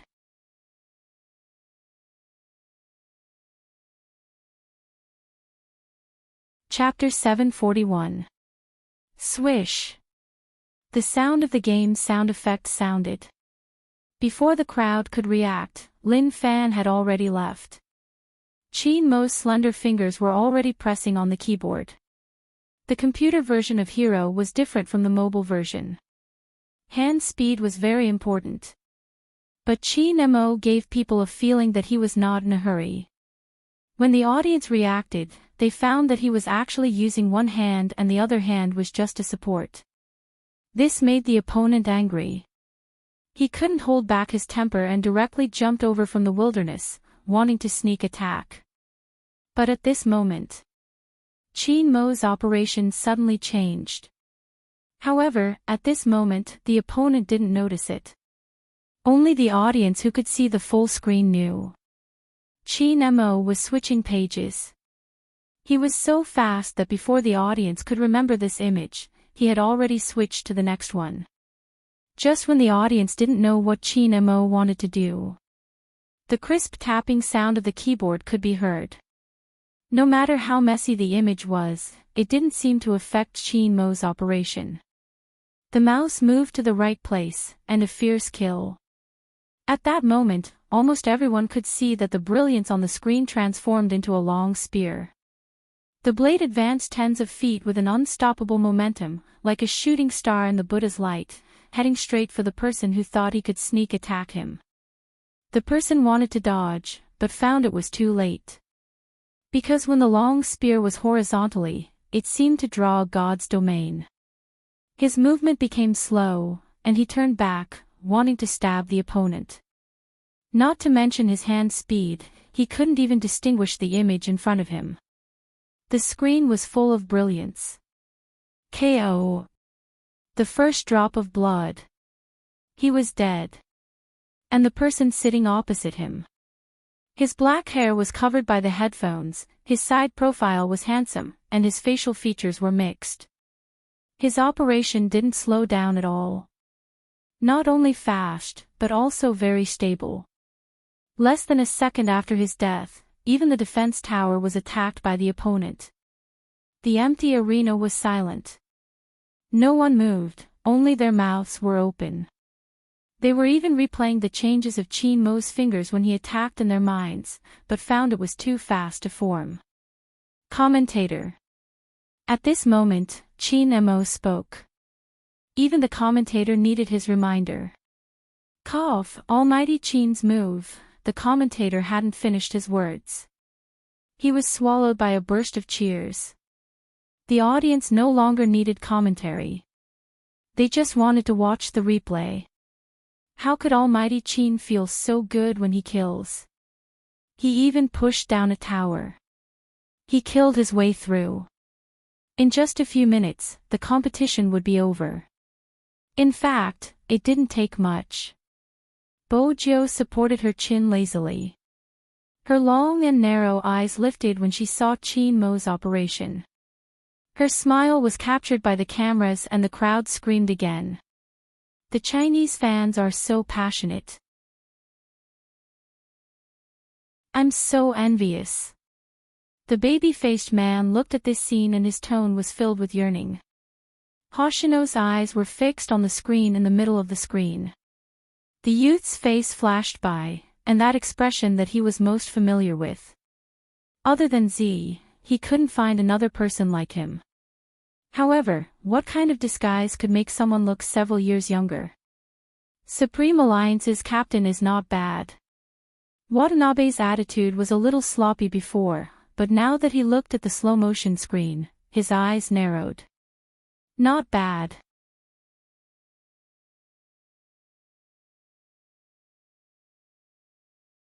Chapter 742. Watanabe remained silent. It was rare for the youth to be so serious. What's wrong? Nothing. Watanabe was probably analyzing how he would deal with that move. After his analysis, he laughed. It isn't bad, but it isn't impossible. The maneuver wasn't flawless, but once he thought it through, it wasn't that bad. The youth couldn't understand why he was concerned about the captain of the revival match. The only thing he wanted to see was the skills of the person who had beaten him on the Japanese server. Of course, he didn't think he was that good. After all, his teammates weren't his true comrades, they were the preparatory team. But he couldn't deny that the maneuver in his memory was indeed cool. As the youth thought this, he tilted his head and his back couldn't help but tremble. The vice-captain wasn't sleeping, he was watching the match. This was too strange. One had to know that when attending such events, the vice-captain would usually sleep. Supreme Alliance won this match. This time, Watanabe's interest was piqued. He placed his arm on the railing, his fingers sliding across his lips as he watched Chinmo move the mouse. Such a person, even I feel like going down to fight him. Hoshino lowered his lids, following his gaze. The youth spoke softly, Watanabe, hurry and shrink back, someone is looking at you. How troublesome, I should have worn a mask. Watanabe was helpless, pressing down on his cap and shrinking back. At this moment, he wasn't afraid of female fans. He was most afraid of male fans. After all, there were more guys who gamed. Once in the game, there were more guys who would watch the video tutorials. As a face that kept appearing in the tutorials, Watanabe was more likely to be recognized by the guys. The chances of Watanabe being recognized by the guys was much higher than the girls. Otherwise, the few otakus sitting over there wouldn't have turned around to look at them frequently. The youth was slightly worried. Shall we leave? We just started and you're asking me to leave. It wasn't easy for him to come out for a break. Besides, Watanabe found the captain's playstyle interesting. The youth was depressed. We came out behind the club's back, if we were to be discovered. They'll blame me. Hoshino's voice carried a hint of a smile. The youth was shocked again. The vice-captain had never been like this before. The vice-captain he saw today must be a fake. It's over. Watanabe's eyes flickered with the light of a hunter. How long did it take for him to win? The youth wasn't interested. What about it? The opponent is too weak. If you go up and fight a little more seriously, you'll be able to win in such a short time. When he said this, the youth completely forgot that when the person played the game, one hand was obviously assisting. In other words, this wasn't Shinmo's true ability. After the match, the person on the other team took off his headphones and was very dejected. He thought about it and said, "Almighty Chin, can you give it your all in the next match?" Shinmo paused. "All right. Just one word." He had to admit that he hadn't used his full strength just now. "Actually, Almighty Chin, at this time, you can be a little more sophisticated, like praising me." He admitted it so straightforwardly, but his fans are watching from the side. Shinmo glanced at him. "You are good at sneak attacks, just be careful not to get killed." That person.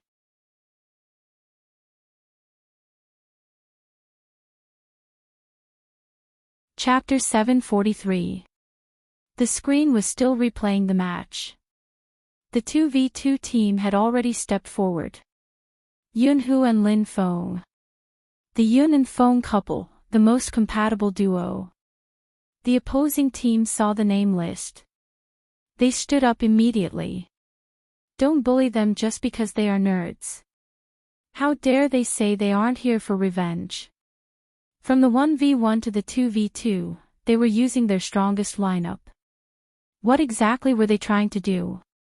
Actually, Supreme Alliance wasn't planning on doing anything. They were just considering the competition rules. The revival match was different from the National League because it was a round robin. Hence, if they won the 1v1 and 2v2, they wouldn't have to fight the 5v5.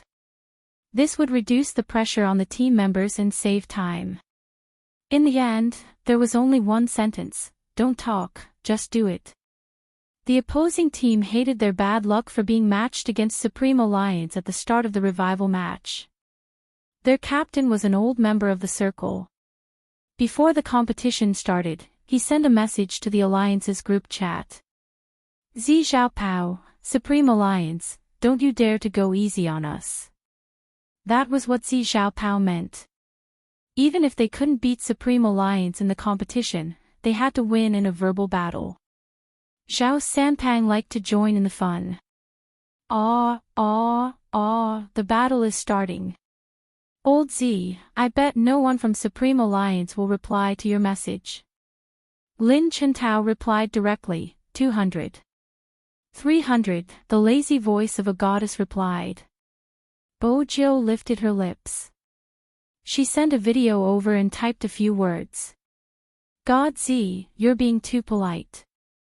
We've always been giving in, there's no need to talk about whether we dare or not. Z Xiaopao, Xiao Sanpang, F*CK, Little Spade, how can you be so heartless? 100, Almighty Fatty, I'm fine with either a red packet or a bank transfer. This time, it was a voice message. Xiao Sanpang was defeated and could only give away his money. This had always been a joy in the Alliance's group chat. Zi Xiaopao, honestly, how strong is Qin Mo? He didn't even use his full strength today. That will have to wait until he meets me. Xiao Sanpang let out a long sigh. I understand. He's always looking forward to having an opponent like me. After all, we're mortal enemies. He can't beat me in terms of looks alone. Zi Zhanpao grabbed his hair. He must be crazy to come to the Alliance chat.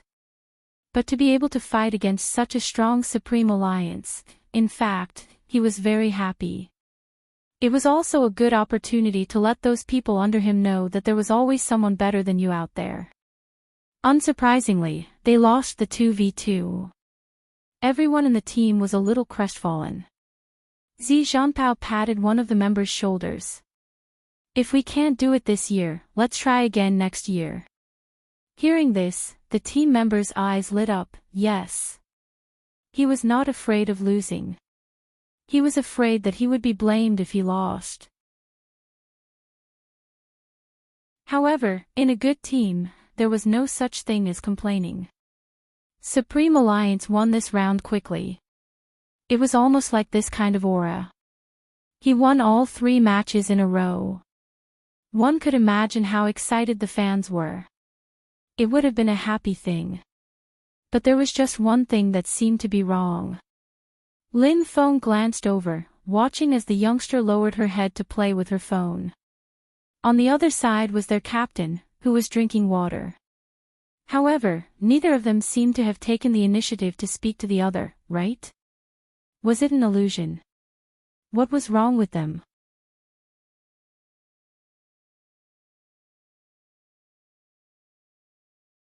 Chapter 744. Before Lin Feng could ask, Bo Jiao stood up. Bo Jiao had already stood up, her left hand pressing down on her slender neck, twisting it to the right. It's finally my turn. This person's personality was very compatible with her appearance in the battle uniform. The zipper was never willing to be zipped up properly. It was half opened, revealing the white t-shirt inside. Her entire body followed the youngster's movement, tall and slender. The key was that this wasn't a big deal. In an instant, it caused a commotion in the stadium. It wasn't because of anything else. It was because there was a line of small words written on the t-shirt. Supreme Alliance. Heitao. The back was written in pinyin, the font was beautiful black regular script. At the back of the black regular script, there was a green ribbon emblem. Everyone knew what the green ribbon emblem represented.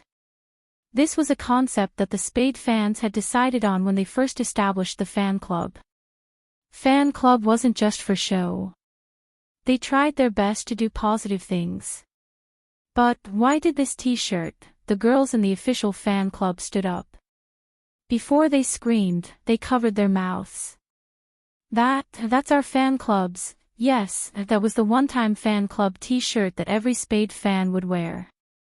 No one expected the youngster to wear it herself. If they weren't fans, they wouldn't understand how it felt. Besides, the youngster turned her face and smiled in their direction. Her eyes were bright, her teeth were white, and her eyes were deep. Because she liked someone too much. Hence, it was really hard to forget how that person looked when he failed. In the same esports arena. Not long ago. The youngster stood there, covered in wounds. She was splashed with coke, disgust, and despised. No matter how strong a person was, he would never let you see his wounds. When he came back again. Paw! There was a crisp sound of the keyboard. The moment the game's special effects started, the people saw the person on the screen sweeping towards the opponent like the wind. The assassin rushed out of the light, handsome and dazzling. The youngster sitting in front of the computer had an earphone cord around her neck. Her clean and fair side profile looked extremely handsome. Her pale thin lips were curved into a smile. Her pair of eyes seemed to be staring at the screen lazily. Her expression was calm and composed under the scattered light of the screen. Her eyelashes were dyed with arcs. Those arcs were very eye-catching. Whether it was those who liked her or those who didn't. As an esports player, the hands on the keyboard were so fast that no one could see where they landed. One hand switched between the small picture and the big picture. When it was broadcasted on the big screen, it was a series of switching scenes. The shoutcaster was dumbfounded. So fast, how was he supposed to nag? Some people said that playing games depended on equipment and levels. There was no denying that it was like that sometimes. But sometimes, when you meet someone with heaven-defying hand speed, it doesn't matter how much attack power you have. Because that person ran away, you couldn't hit him at all. The cannon fire was clearly aimed at the figure flying towards him. But that person moved to the side, with a bayonet in hand. He allowed the flames to spread out behind him. He didn't even look back. Schwa! He raised his bayonet. Against the cold light. Close combat. No one could win against Spades's assassin. Skills were cast consecutively. Speed reduction, life steal, and then a heavy stab. KO. Beautiful. The commentator couldn't help but slam his fist on the table. The audience looked back at him with an expression that clearly said, "There's finally something slow for you to commentate on."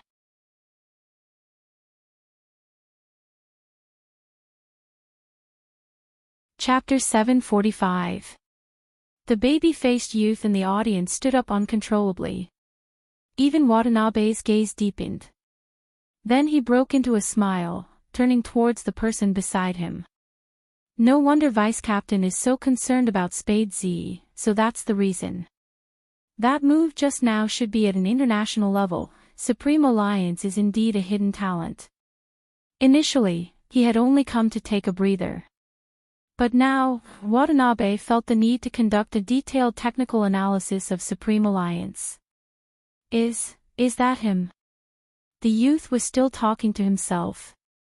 It was obvious that he was shocked by her actions. However, no one here felt it as deeply as Hoshino. The person sitting beside him wouldn't be able to tell that when he glanced at the youngster's hands, Hoshino had tightened his grip on the keyboard. He hung his head low, and his black hair fell on his face, forming a shadow. The corners of his mouth were curling up, until it rose to the warmest and most brilliant angle. There was no mistaking it. Only Z could do that kind of hand speed and penetration. Hoshino looked up again. No one could understand the sparks dancing in his eyes. As the word victory was used, the young man sitting in front of the computer took off the headphones on his head. His messy hair did not make him look out of place. Instead, it made him look handsome.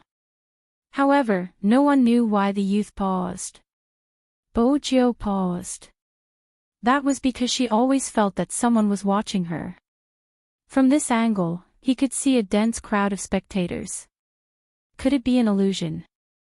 Captain, even if little Spade's love for you is too obvious, you should hold it in.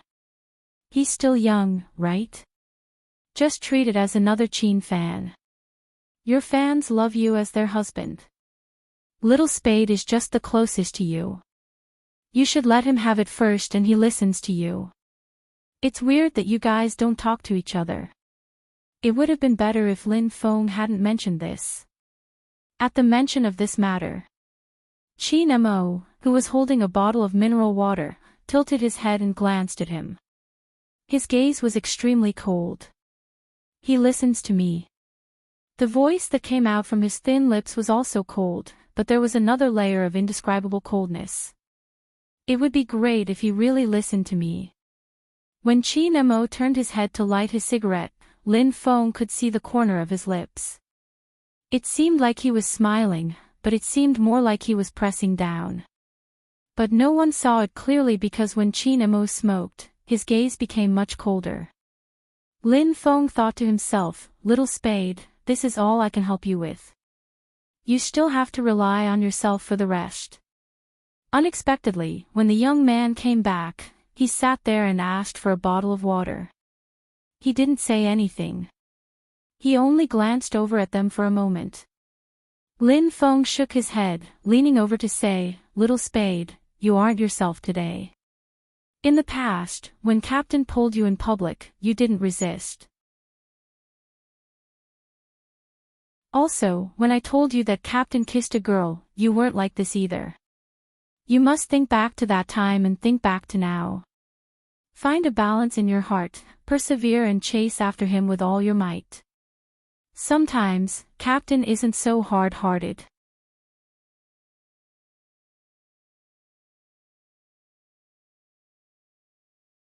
Chapter 746. Sure.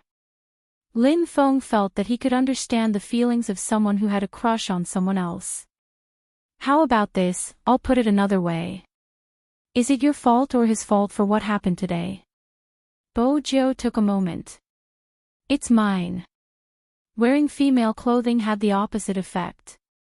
Lin Feng looked as though he had seen a ghost. What did you do to Captain again? Did you try to rape Captain when you were in the same room as him during the variety show but he rejected you? Is that why you two ended up like this? Every word from Lin Feng seemed to strike at the memories she didn't want to recall. Just like that night on the variety show. She didn't want to think about it.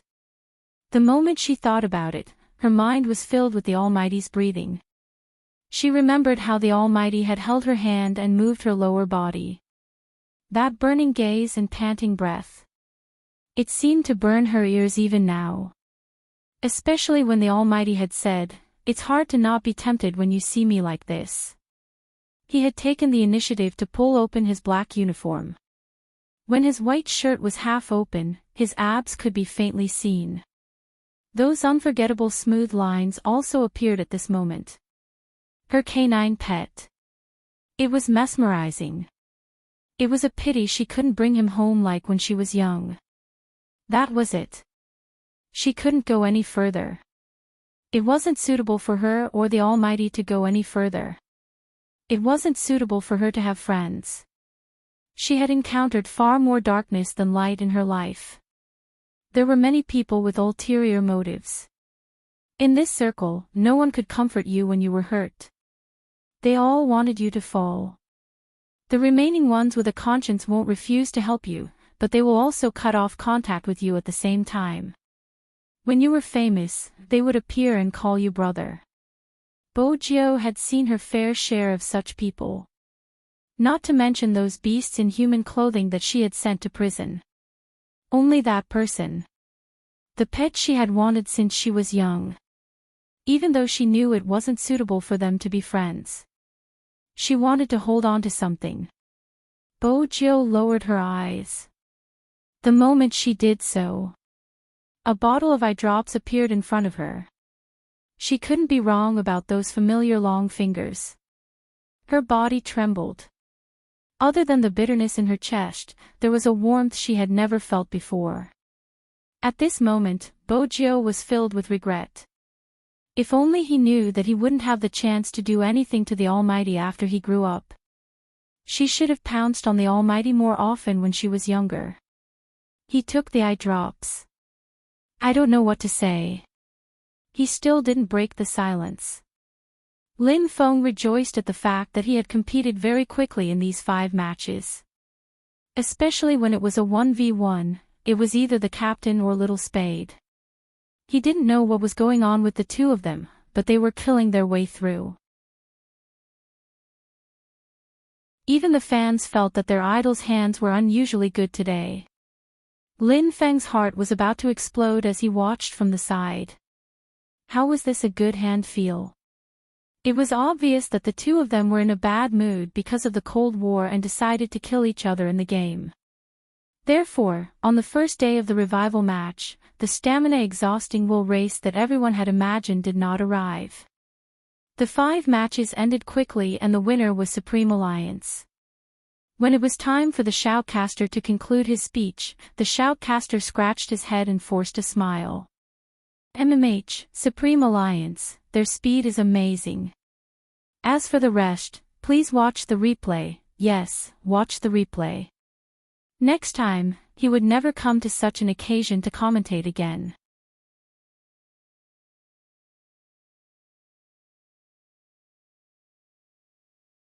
Chapter 747. Of course, there was a replay. But no one had expected it. Even with Spades's presence. The MVP of the entire match was still Chin Mo. But it wasn't strange since there was a 2v2 match.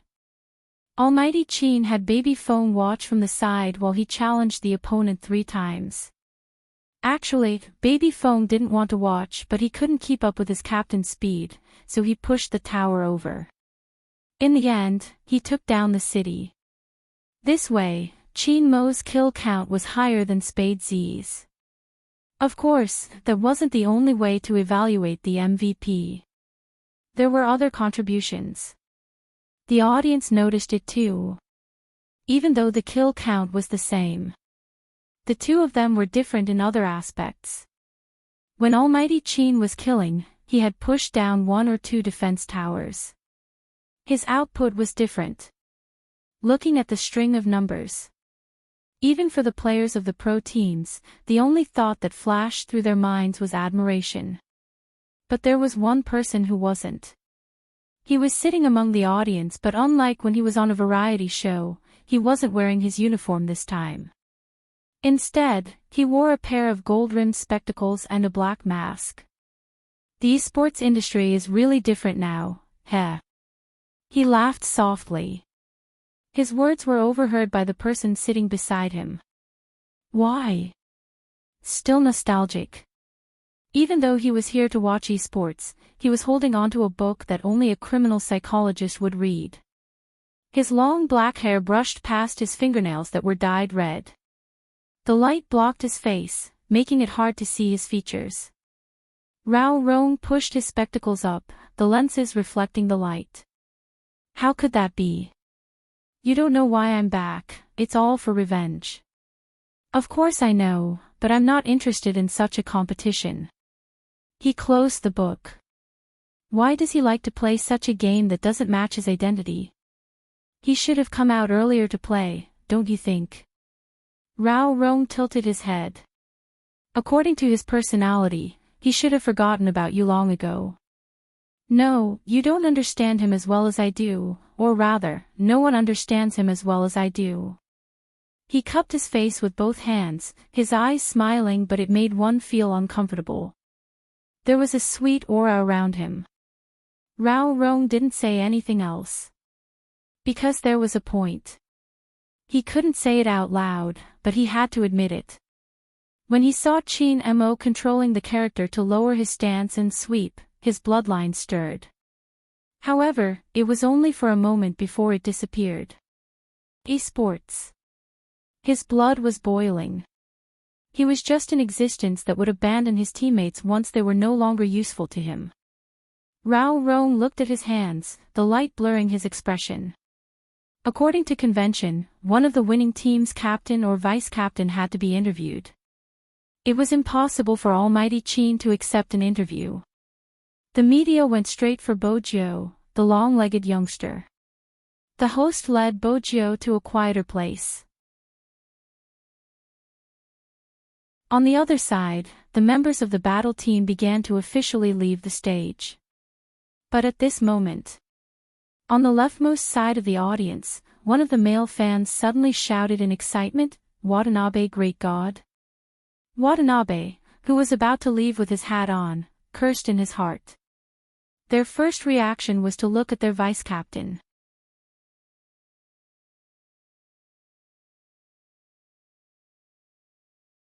Chapter 748. F***CK. Where did vice-captain go at such a critical moment? The youth was also stunned. He quickly glanced over, gesturing for Watanabe to head towards the left exit. This was also why he had chosen to sit here. It was the closest to the exit, which was the best guarantee for them. Although the youth was also a member of the Japanese, he wasn't as recognizable as Watanabe and Hoshino. He raised the popcorn in his hand, blocking his fans. Watanabe took the opportunity to press his cap down and dashed over. He had used the fastest moves in his life to hide from his fans. Thinking about it, it was really sad. Moreover, he hadn't expected his knee to hurt so much when he knocked into the chair. Hiss! Watanabe inhaled sharply, hugging his leg as he ran forward. He didn't seem like his usual playboy self. But when he reached the exit, he saw a figure at the end. "Vice Captain, why are you going there? That's the interview room, not the exit." Watanabe thought that the person in front would turn back after he shouted. Unexpectedly, that person did not slow down at all. Instead, he completely disappeared around the corner. Watanabe gritted his teeth and looked at the baby-faced man behind him who had been squeezed out of shape. He didn't care so much anymore. Anyway, the vice captain's Chinese was good, and he wouldn't get lost here. At most, he could just ask his agent to come and get him. He couldn't hold on any longer, he had to retreat. Watanabe's name caused a huge reaction. Even the female fans didn't know, looking at each other in confusion. But the male fans and the professional teams knew. "Watanabe. The Japanese are here. How is that possible? It's just a revival match, why would they come? If Xiangnan were here, they could come and watch the match, but this situation, what do you mean by this situation? Are we that bad? We'll talk about that later. Are the Japanese really here?" The officials were alarmed. The shoutcasters were already in a daze, and now they were even more confused. Who could tell them what was going on? The media couldn't let this opportunity slip by. All of their cameras were aimed at one spot. Some people had already run out from the other exit in order to block the exit. One could imagine how chaotic the scene was. At a time like this, the only ones who didn't change were the Supreme Alliance. Lin Feng's arm was still on Yunhu's shoulder. He had no intention of letting go. Originally, he was talking to his best friend about Little Spade and their captain. When he heard the explosion, he frowned. "Watanabe. The Japanese main force. Looks like it." Yunhu's gaze landed on the man's chin. He had just drunk some water, and when the water droplets flowed down his chin and condensed into water droplets, he really wanted to kiss him. Lin Feng was a naive person. Under normal circumstances, he wouldn't notice it. It was the same this time. "What do you think they're here for? Are you here to seek revenge from Little Spade? For what happened on the Japanese server?" "Not really." Yunhu furrowed his brows. A certain someone was too close to him, her breath hitting his neck. It wasn't easy for him to tolerate it. Lin Feng was still talking to himself. Qin Mo, who was walking at the front, paused absent-mindedly. Lin Feng almost knocked into someone. If Yunhu hadn't stopped him in time, Lin Feng would have crashed into him. "Captain." Lin Feng didn't think he was in any danger. He wasn't Little Spade, and if he had really bumped into Captain, with his mysophobia, he would definitely have increased his training. Qin Mo turned back, his face handsome, his voice calm. "You guys leave first." Lin Feng watched as his captain turned around and walked to the other side of the venue after saying that. What was going on? In the audience, Rao Rong tilted his head and asked the person beside him, "Is it time for us to leave?" That person smiled and stood up. When he blended into the noisy crowd, his eyes were dark. In the entire venue, the quietest place was the interview room at the end of the safety tunnel. The MC was passionate, but it was a pity that the interview was only a few words long. It was a pity that he couldn't chat with the youngster for much longer. Bo Jiu ended the interview. "That's basically it. Thank you, Big Spade, for accepting our interview. Just like all the fans, I'm looking forward to your performance in the National League." The MC kept the microphone. Bojo chuckled, stuffing one hand into her pocket while the other was putting on her white earpiece. Both the MC and the cameraman froze on the spot. They looked towards the entrance, their eyes widening in disbelief. It wasn't because of him, it was because of the figure walking over from the other side. Since she was an MC in the esports industry, she had a strong understanding of the almighties in the game. She had applied for 5 interviews with the person in front of her, but the only answer she had gotten was sorry. Now that she had finally seen him in person, her emotions were unimaginable. Hoshino. International esports player. The most valuable player of the year. The top player in the world. He had the speed of a gentle knife. These were all words used to describe him. But when she saw him in person, that was when the MC realized why people didn't compliment his skills while praising his looks. He was too handsome, so handsome that she didn't know how to look into his eyes. But right now, there was a question in everyone's mind. That was the famous almighty Hoshino. Why was he here? The MC was undoubtedly excited. She felt that this was a rare opportunity. She picked up the microphone and wanted to interview him. On the other hand, after Hoshino entered, he didn't look anywhere but at the youngster's face. His gaze was deep and unwavering, as though they were familiar with each other. I know, it's you. Bojo hadn't expected to see Hoshino here. When she received his gaze, she was startled. Her gaze flickered, then her lips curled upwards, not avoiding him at all. It was a silent acknowledgement. It was a tacit understanding between them.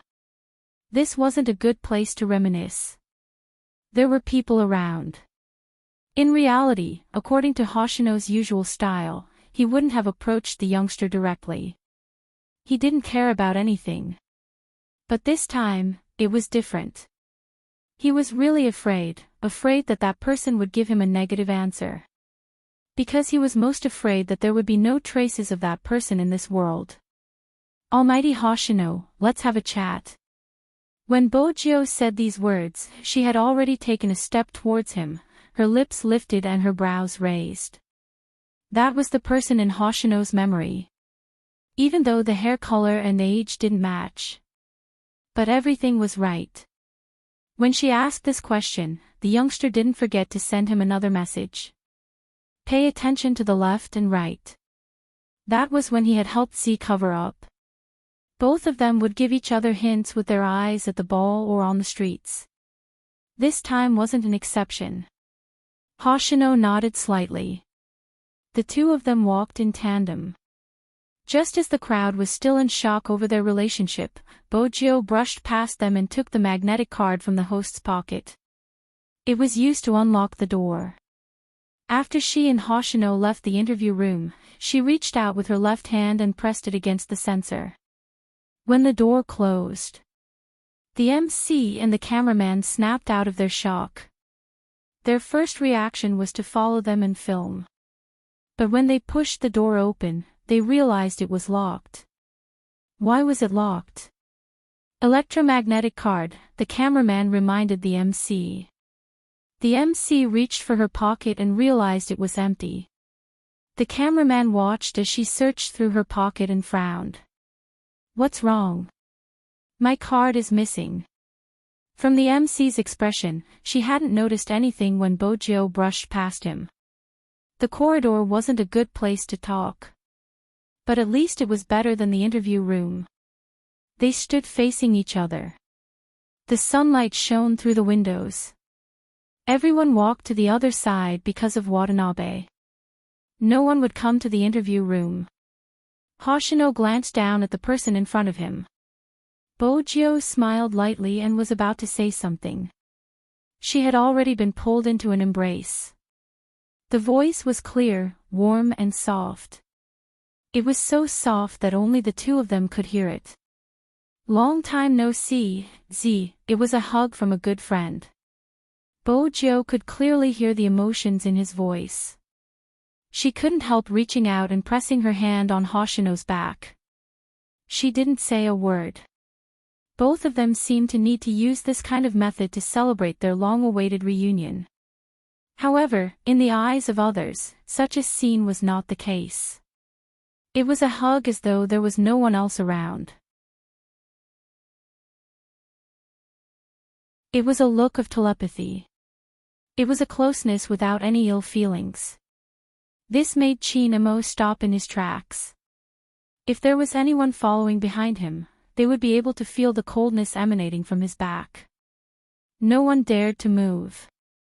Amidst the interweaving lights, Chin-mo stood there with his back straight. His posture was so casual that it could be used as a poster. His deep eyes were clouded by a thin layer of gray mist because of the scene in front of him. There had been signs before.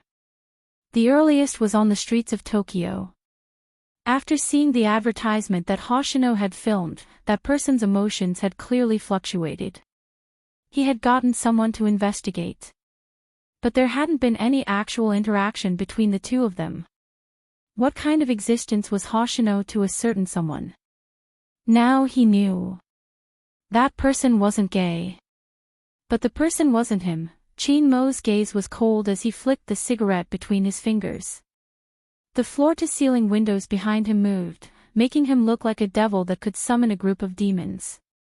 He was elegant and cold. There wasn't a single bit of humanity in him. The sharp Bojio could sense his aura. The moment she glanced up, she saw someone watching her from afar. That person held a cigarette in his hand, his slender fingers emitting a faint light. He stood there with a noble posture. For the first time, there was no smile on his face, only indifference. Even his eyes did not reflect anyone's shadow.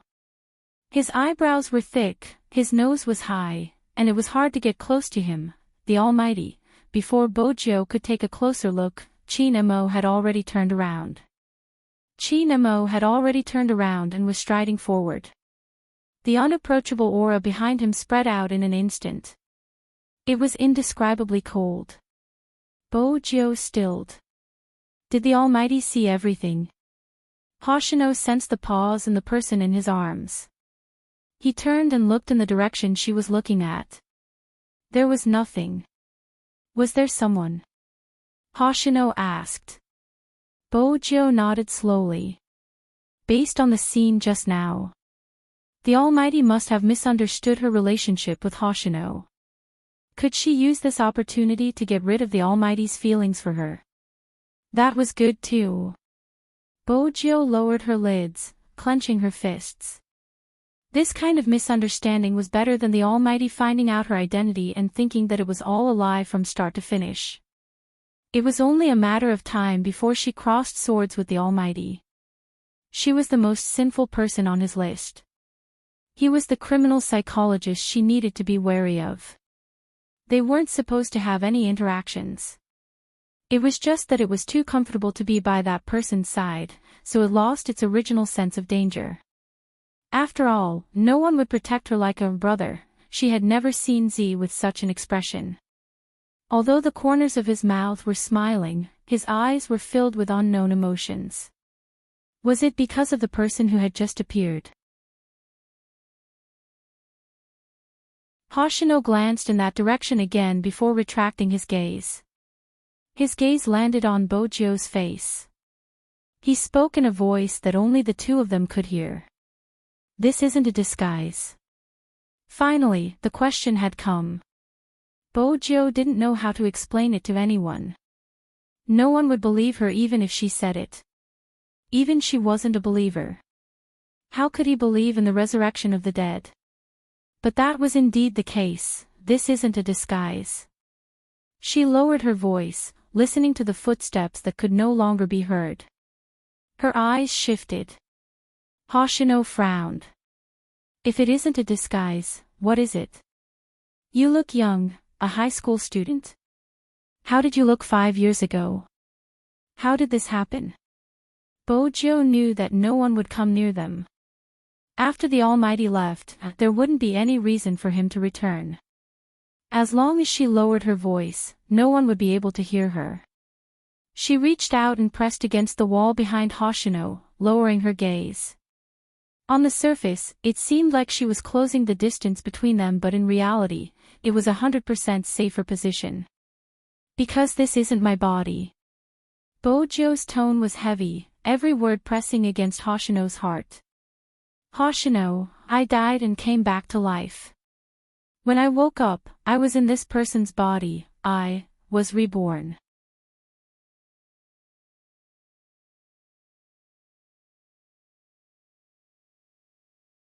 Chapter 749. Dead and alive again. Reborn. Hoshino released the youngster, his gaze still wavering. So, you are now someone else's body. Bojo glanced out of the window, her side profile handsome but confused. I don't know what I am now either. Boom. Lightning flashed outside the arena. The light from the collision shone on the youngster's face. She was standing in the darkest corner, but she stuffed a hand into her pocket, her smile never fading. Do you need me to prove my identity? No need. Hoshino looked at the person in front of him and digested the information he had received. Gradually, his gaze became gentle again, but there was something else more than that gentleness. Dead and alive, what did that mean? More importantly, what did it mean to be dead? Hoshino clenched his fists. He couldn't imagine a world where humans no longer existed. Don't look at me like that. Bojo took another step forward, her brows arched. The new identity isn't bad, it's a perfect disguise. I haven't been a high school student for years. Hoshino finally had the mood to look at the youngster's attire. Wait a minute, this body is a boy. Bojo lifted her lips lazily. Age is too confusing, it's a pity the body is still female. But not many people know that the original owner has something to hide. Why are you so restless everywhere you go? It was obvious that Hoshino had fully recovered. He was even glad that he could still see this person. Bojo smiled. I want to know the answer to that question too. I'm already in this state, how can I still be restless? You're talking about Z. The two of them were worthy of being partners in action. The moment Bojo opened her mouth, the intelligent Hoshino knew what she was talking about. It seems like you're investigating. Even though the location wasn't the best, the most important thing was to convey the message to each other. Hoshino's eyes darkened. At first, I thought he was you. Then, a forum appeared, and you sent me an email. I rejected that idea, but it was too late by the time I realized it. There was no way to lock onto his IP, and other than imitating you, I couldn't find any trace of him. How come there are no traces? Bojo glanced sideways at the door that was about to be unlocked. Once again, she sighed. This wasn't a good place to talk. Imitating me is a trail. Hoshino, do you remember what I told you before? A criminal's trail is always left on his every crime. Who is the first victim on the forum? Where is she? Perhaps some people would say that the further the better. The culprit is definitely not in the province or the city, but you and I both know that this is not an ordinary instigation. He chose a person to be the maiden's sacrifice, and it was not a random choice. I have a feeling that the person who impersonated me is Enchanting. If we find out why he impersonated me, we will be able to find the most important clue.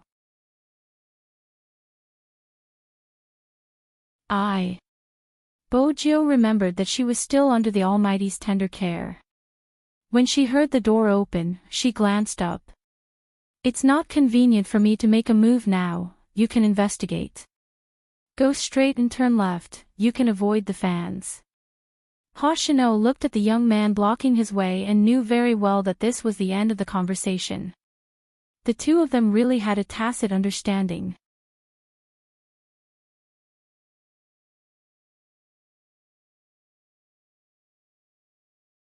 Chapter 750. The host and cameraman walked out together, their hair a mess. They glanced back and forth but couldn't find Almighty Hoshino anywhere. But Big Spade was still standing in front of them, smiling naturally, revealing her two cute canines. Regarding the interview just now, I have a question that I didn't answer seriously. Now that I have time, I can answer both of you. Hoshino was the most important question at this moment. But they were the ones who invited Big Spade. How could they reject him? It's a pity that both of you are in a hurry. The youngster lifted her wrist, glancing down at her watch before placing it down again. She was counting in her heart until she reached 100. Bojio turned and smiled lightly. Go ahead. This pause was enough for Hoshino to sneak into the crowd. The host and cameraman were extremely grateful for the youngster's understanding. They even forgot to ask, "You came out with Almighty Hoshino just now, do you know him?" Only when they ran out did they realize something was amiss. When they stopped and turned back, there was no longer anyone there. They weren't sure. A brilliant magician would always use other things to divert attention. And that was the method Bojio used. There was a reason the police hadn't been able to catch Z all these years. She wasn't just an expert hacker, she was also extremely cunning. Z had disguised herself in many different professions. Nightclub singers, bartenders, magicians, and even restaurant staff. Hence, Bojio wasn't worried about escaping in front of them. The youngster leaned against the wall. When she glanced over, her lips curved. If Hoshino had seen that smile, he would have been even more certain that it was Z. The true Z. Outside the arena, the first rain of the year finally came after the thunder. With a bone-chilling coldness, the droplets fell on Chin Mo's face. However, there was a type of person with such an aura. Even when he walked in the rain, he exuded a nonchalant elegance. But the aura he exuded was too cold. It was so cold that ever since Chin Mo had entered the crime squad, Deputy Zhang, who had been by his side, didn't dare to get close to him.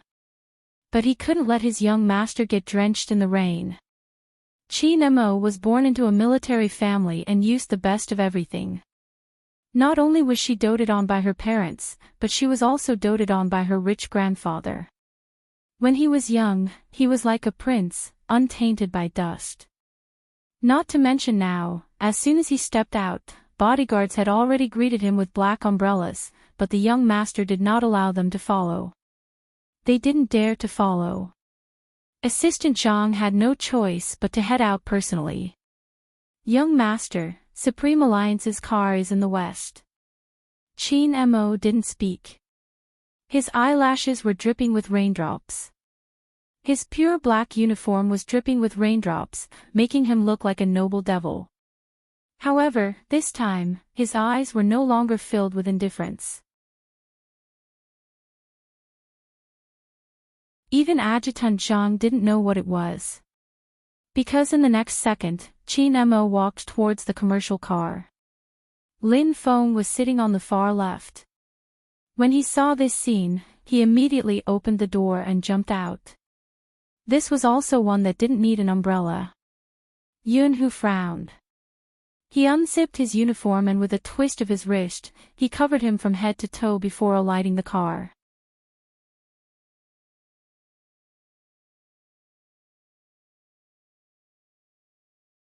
Chapter 751. When Lin Feng ran to Chin Mo's side, he was still looking behind him. He scratched his head in confusion. "Captain, where's Little Spade?" Just now, Lin Hu had told him that Captain had asked them to leave first because he wanted to look for Little Spade. Since that was the case, shouldn't they have reconciled? Why did Captain come out alone? Who knew that after hearing his words, the captain would stop what he was doing and turn around to look at him with a coldness that had never been seen before?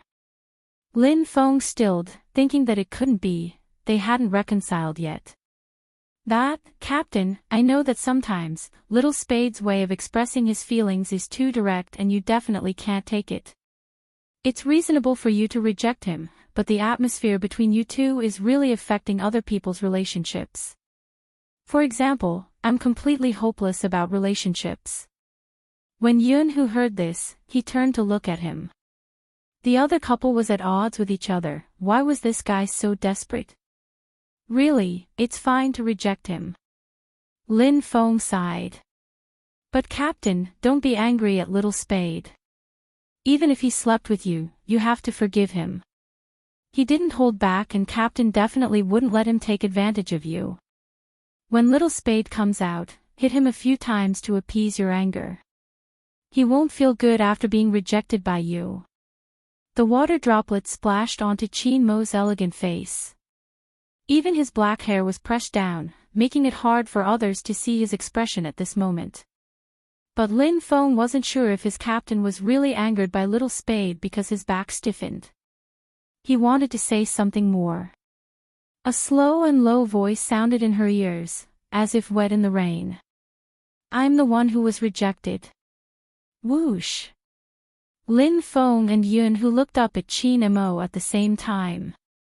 That person stood there with his back straight.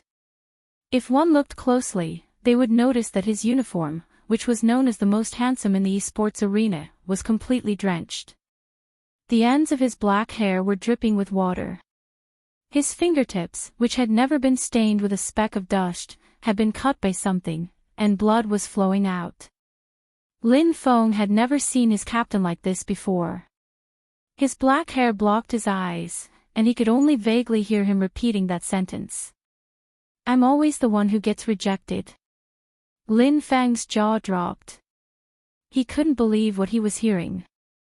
After all, everyone knew that Spade Z had joined Supreme Alliance for a reason, and that reason was their captain. And before Little Spade came in, he had already confessed to his captain.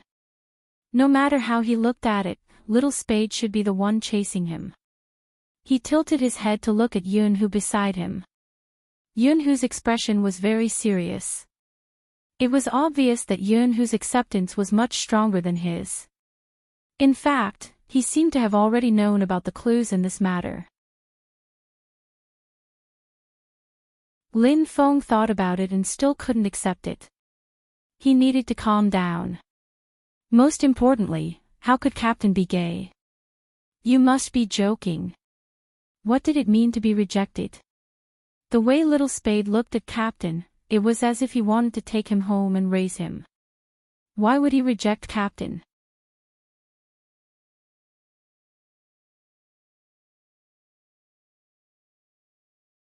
Chapter 752. Lin Feng really couldn't accept such a setting in such a short time. He felt that there must be a misunderstanding between the two of them. But his mind was in a daze. Who could tell him why his captain suddenly changed his taste and fell in love with a handsome young man like Little Spade? What about the girl that his captain had kissed? Why do I always feel that everything is weird? But even so, Lin Feng didn't say anything after they boarded the car. That was probably how teammates were. They could sit together and chat, but when it came to something deep in their hearts, they wouldn't say anything. Lin Feng glanced at Qin Mo, who was sitting in the front passenger seat. He was still wet and had no intention of wiping away the traces. His eyes were closed as though he was resting, but when the water droplets slid down his handsome face, it didn't seem like he was resting. On the contrary, the entire commercial car seemed to have fallen into an ice cellar. Coco hugged his bunny, pinching its ears before moving towards baby Feng. Just as he was about to speak, he realized that the person he found wasn't that strong. He moved to the left, to Yin Weo's side.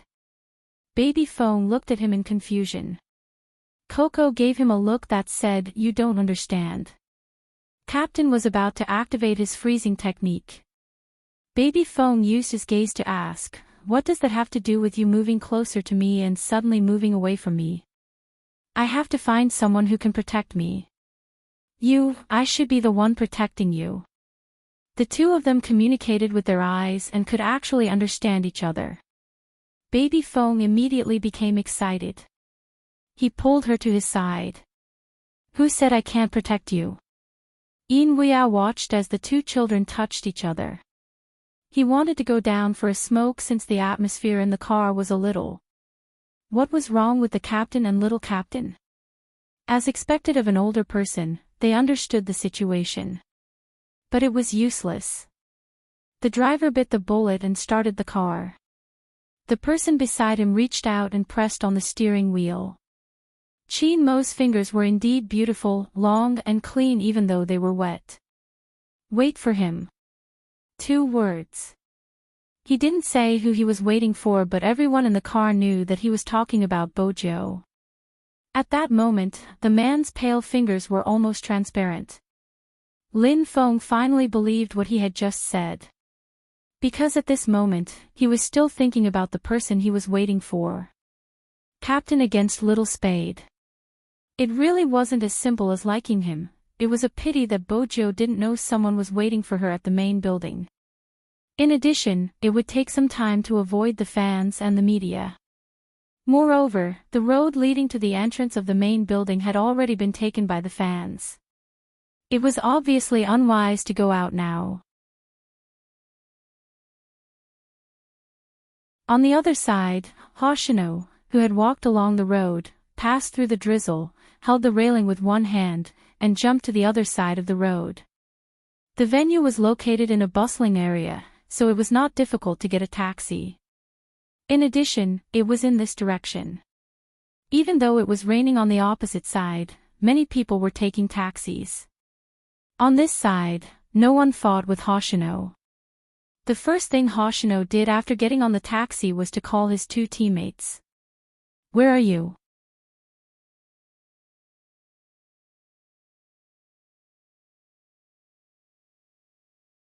Chapter 753.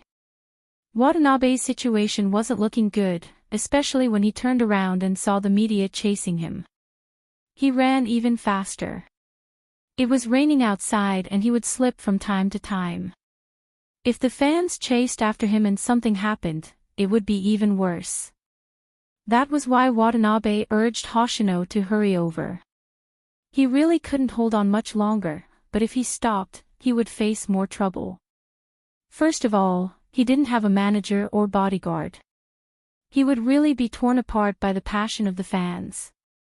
Hoshino glanced over and glanced at the scene through the railings.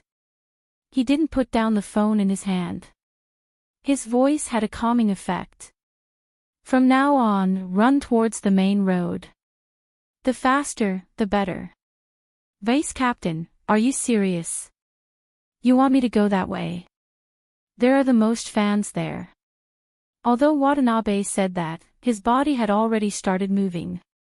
He made a turn and successfully got rid of the fans behind him. Without his hat, he could only hope that the people behind him would stop chasing him. Hoshino raised his hand and glanced at the time. Then his voice rang out again. Run faster. Watanabe was definitely listening to his vice captain. He was counting on him to bail him out. I'll count to 7. Run to this side of the road. There will be a car waiting for you. Hoshino said as he pressed down the window. Then he turned to the driver. Sir, please stop the car and turn on the flashing lights. Okay. The driver lived in Jiang City and had experienced many things. There were many celebrities who held concerts in Jiang City, but even so, his passengers were ordinary people who came to watch the concert. It was the first time a celebrity sat in his car. That person should be a celebrity. Otherwise, there wouldn't be so many people chasing after him. 3, 2, 1. As Hoshino's voice fell, he reached out to open the door on his left. Seeing that, Watanabe immediately jumped in and slammed the door behind him. He panted. Almost, I can't make it. Sir, drive. Hoshino didn't speak to him immediately. Instead, he asked the driver to start the car. The fans who didn't catch up to him stood by the side of the road, shouting Watanabe's name. This scene was not difficult to see. Especially the Supreme Alliance members who had parked the commercial car at the main building. Lin Feng raised his eyebrows. The Japanese team really had a close call this time. Without a manager or any official notice, he dared to appear in the audience. He was quite a character. However, is the person in the car helping him? Looks like the Japanese aren't the only ones here. Lin Feng's words did make sense. But other than Qin Mo, no one knew who was in the car to receive Watanabe. When the cars brushed past each other on the other side of the road, the car window was open, so people could clearly see the person sitting inside. He was handsome and had a gentle temperament. In the esports circle, almost everyone knew him. He probably noticed our gazes. Especially at this time, the MPV parked here usually belonged to the team. That person turned his head to the side, and his voice and appearance were all revealed to everyone, even though it was only for a moment. Hoshino. Everyone knew that Hoshino was Coco's favorite esports almighty. Now that he had seen him in person, even though it was just a short scene, his emotions were stirred. Hoshino is here too. Coco couldn't believe it, his eyes lingering in the direction where the taxi had disappeared. Shui Yaoyao didn't know much about the esports circle, so she couldn't understand Coco's emotions. She probed, is Hoshino strong? He isn't just strong, he is insane. My almighty is especially handsome when he is gaming. Coco couldn't stop talking about his former idol. This is strange, I remember he never watches competitions. Besides, he would use any time he has to sleep. Why is he watching this revival match? Even if the Japanese wanted to visit Big Spade due to the incident on the Japanese server, he wouldn't have to show up. This is strange, this is really strange. Listening to these words, Qin Mo's eyes remained closed the entire time. His entire being gave off an icy aura. The water droplets were gone, but there was still a faint dampness on his chiseled face. His hair didn't seem to dry easily. Lin Feng glanced at his captain before turning to the exit. There was still no one. There wasn't a reply to his voice message either. After about 30 minutes, Qin Mo spoke faintly, let's go. It was another 2 words, but the temperature in his voice was completely different. It was another 2 words, but the temperature inside was suddenly different. Lin Feng was worried. He glanced at his phone, but there was still no reply. Lin Feng was a little worried about this. He looked at his phone again, but there was still no reply. What exactly was Little Spade doing? Bo Jiu was indeed busy. And this favor was completely unexpected. She had turned a corner to avoid the fans, but she hadn't expected to bump into the captain of Lin Chintao's team. Bo Jiu retracted her body instinctively, pressing her back against the wall. She tilted her handsome face slightly, watching as he spoke to a girl before walking in another direction. Bo Jiu chose to follow him. She couldn't help but be concerned about his actions during the show. Bo Jiu had switched her phone to silent mode when she had noticed him. Unexpectedly, she didn't discover anything else after following him for the entire journey. But there was one thing she was sure of, he wasn't just highly vigilant, he was also good at hiding. Moreover, he had done all of these things subconsciously. In her previous life, Bo Jiu had played many cat and mouse games with the police. Her greatest advantage was her anti-surveillance ability, which meant that Rao Rong had the same ability. Bo Jiu had noticed it the previous time in Lin City. After following him for the entire journey, Bo Jiu was almost certain that he was doing it subconsciously. Bo Jiu narrowed her eyes. This wasn't something a player who had just returned to the esports scene should have. Unless he wasn't as simple as the Almighty, Bo Jiu watched as he waved for a taxi. It was difficult for her to follow him because she couldn't catch up in time. But that was enough. If she continued, she would be discovered and it would be counterproductive. Bo Jiu started to think about the girl he had met previously. She had only asked for directions. Since that was the case, why was he so guarded against her? The rain was getting heavier. She didn't have the time to think about such things. Since there wasn't a taxi, Bo Jiu turned and pulled out her mask. She wore her uniform inside out and followed the few people into the subway station. After being drenched in the rain, it was really cold. Especially at this time of the year, it was easy to feel cold. After Bojo bought the card, she had just warmed up when she stuffed her left hand into her pocket when she saw 3 missed calls. It was Lin Feng. Bojo sent him a message when she was going through the security check. 10 minutes later, she received a reply. Lin Feng called Qin Haodong. Hello. It wasn't easy to find a seat in the subway, but she didn't intend to sit since she was still dripping water. Lin Feng sighed. Little Spade, you finally picked up the call. What did you do just now? You didn't pick up my calls and we waited for you at the main building for more than half an hour. Bojo paused when she heard that they had waited for her.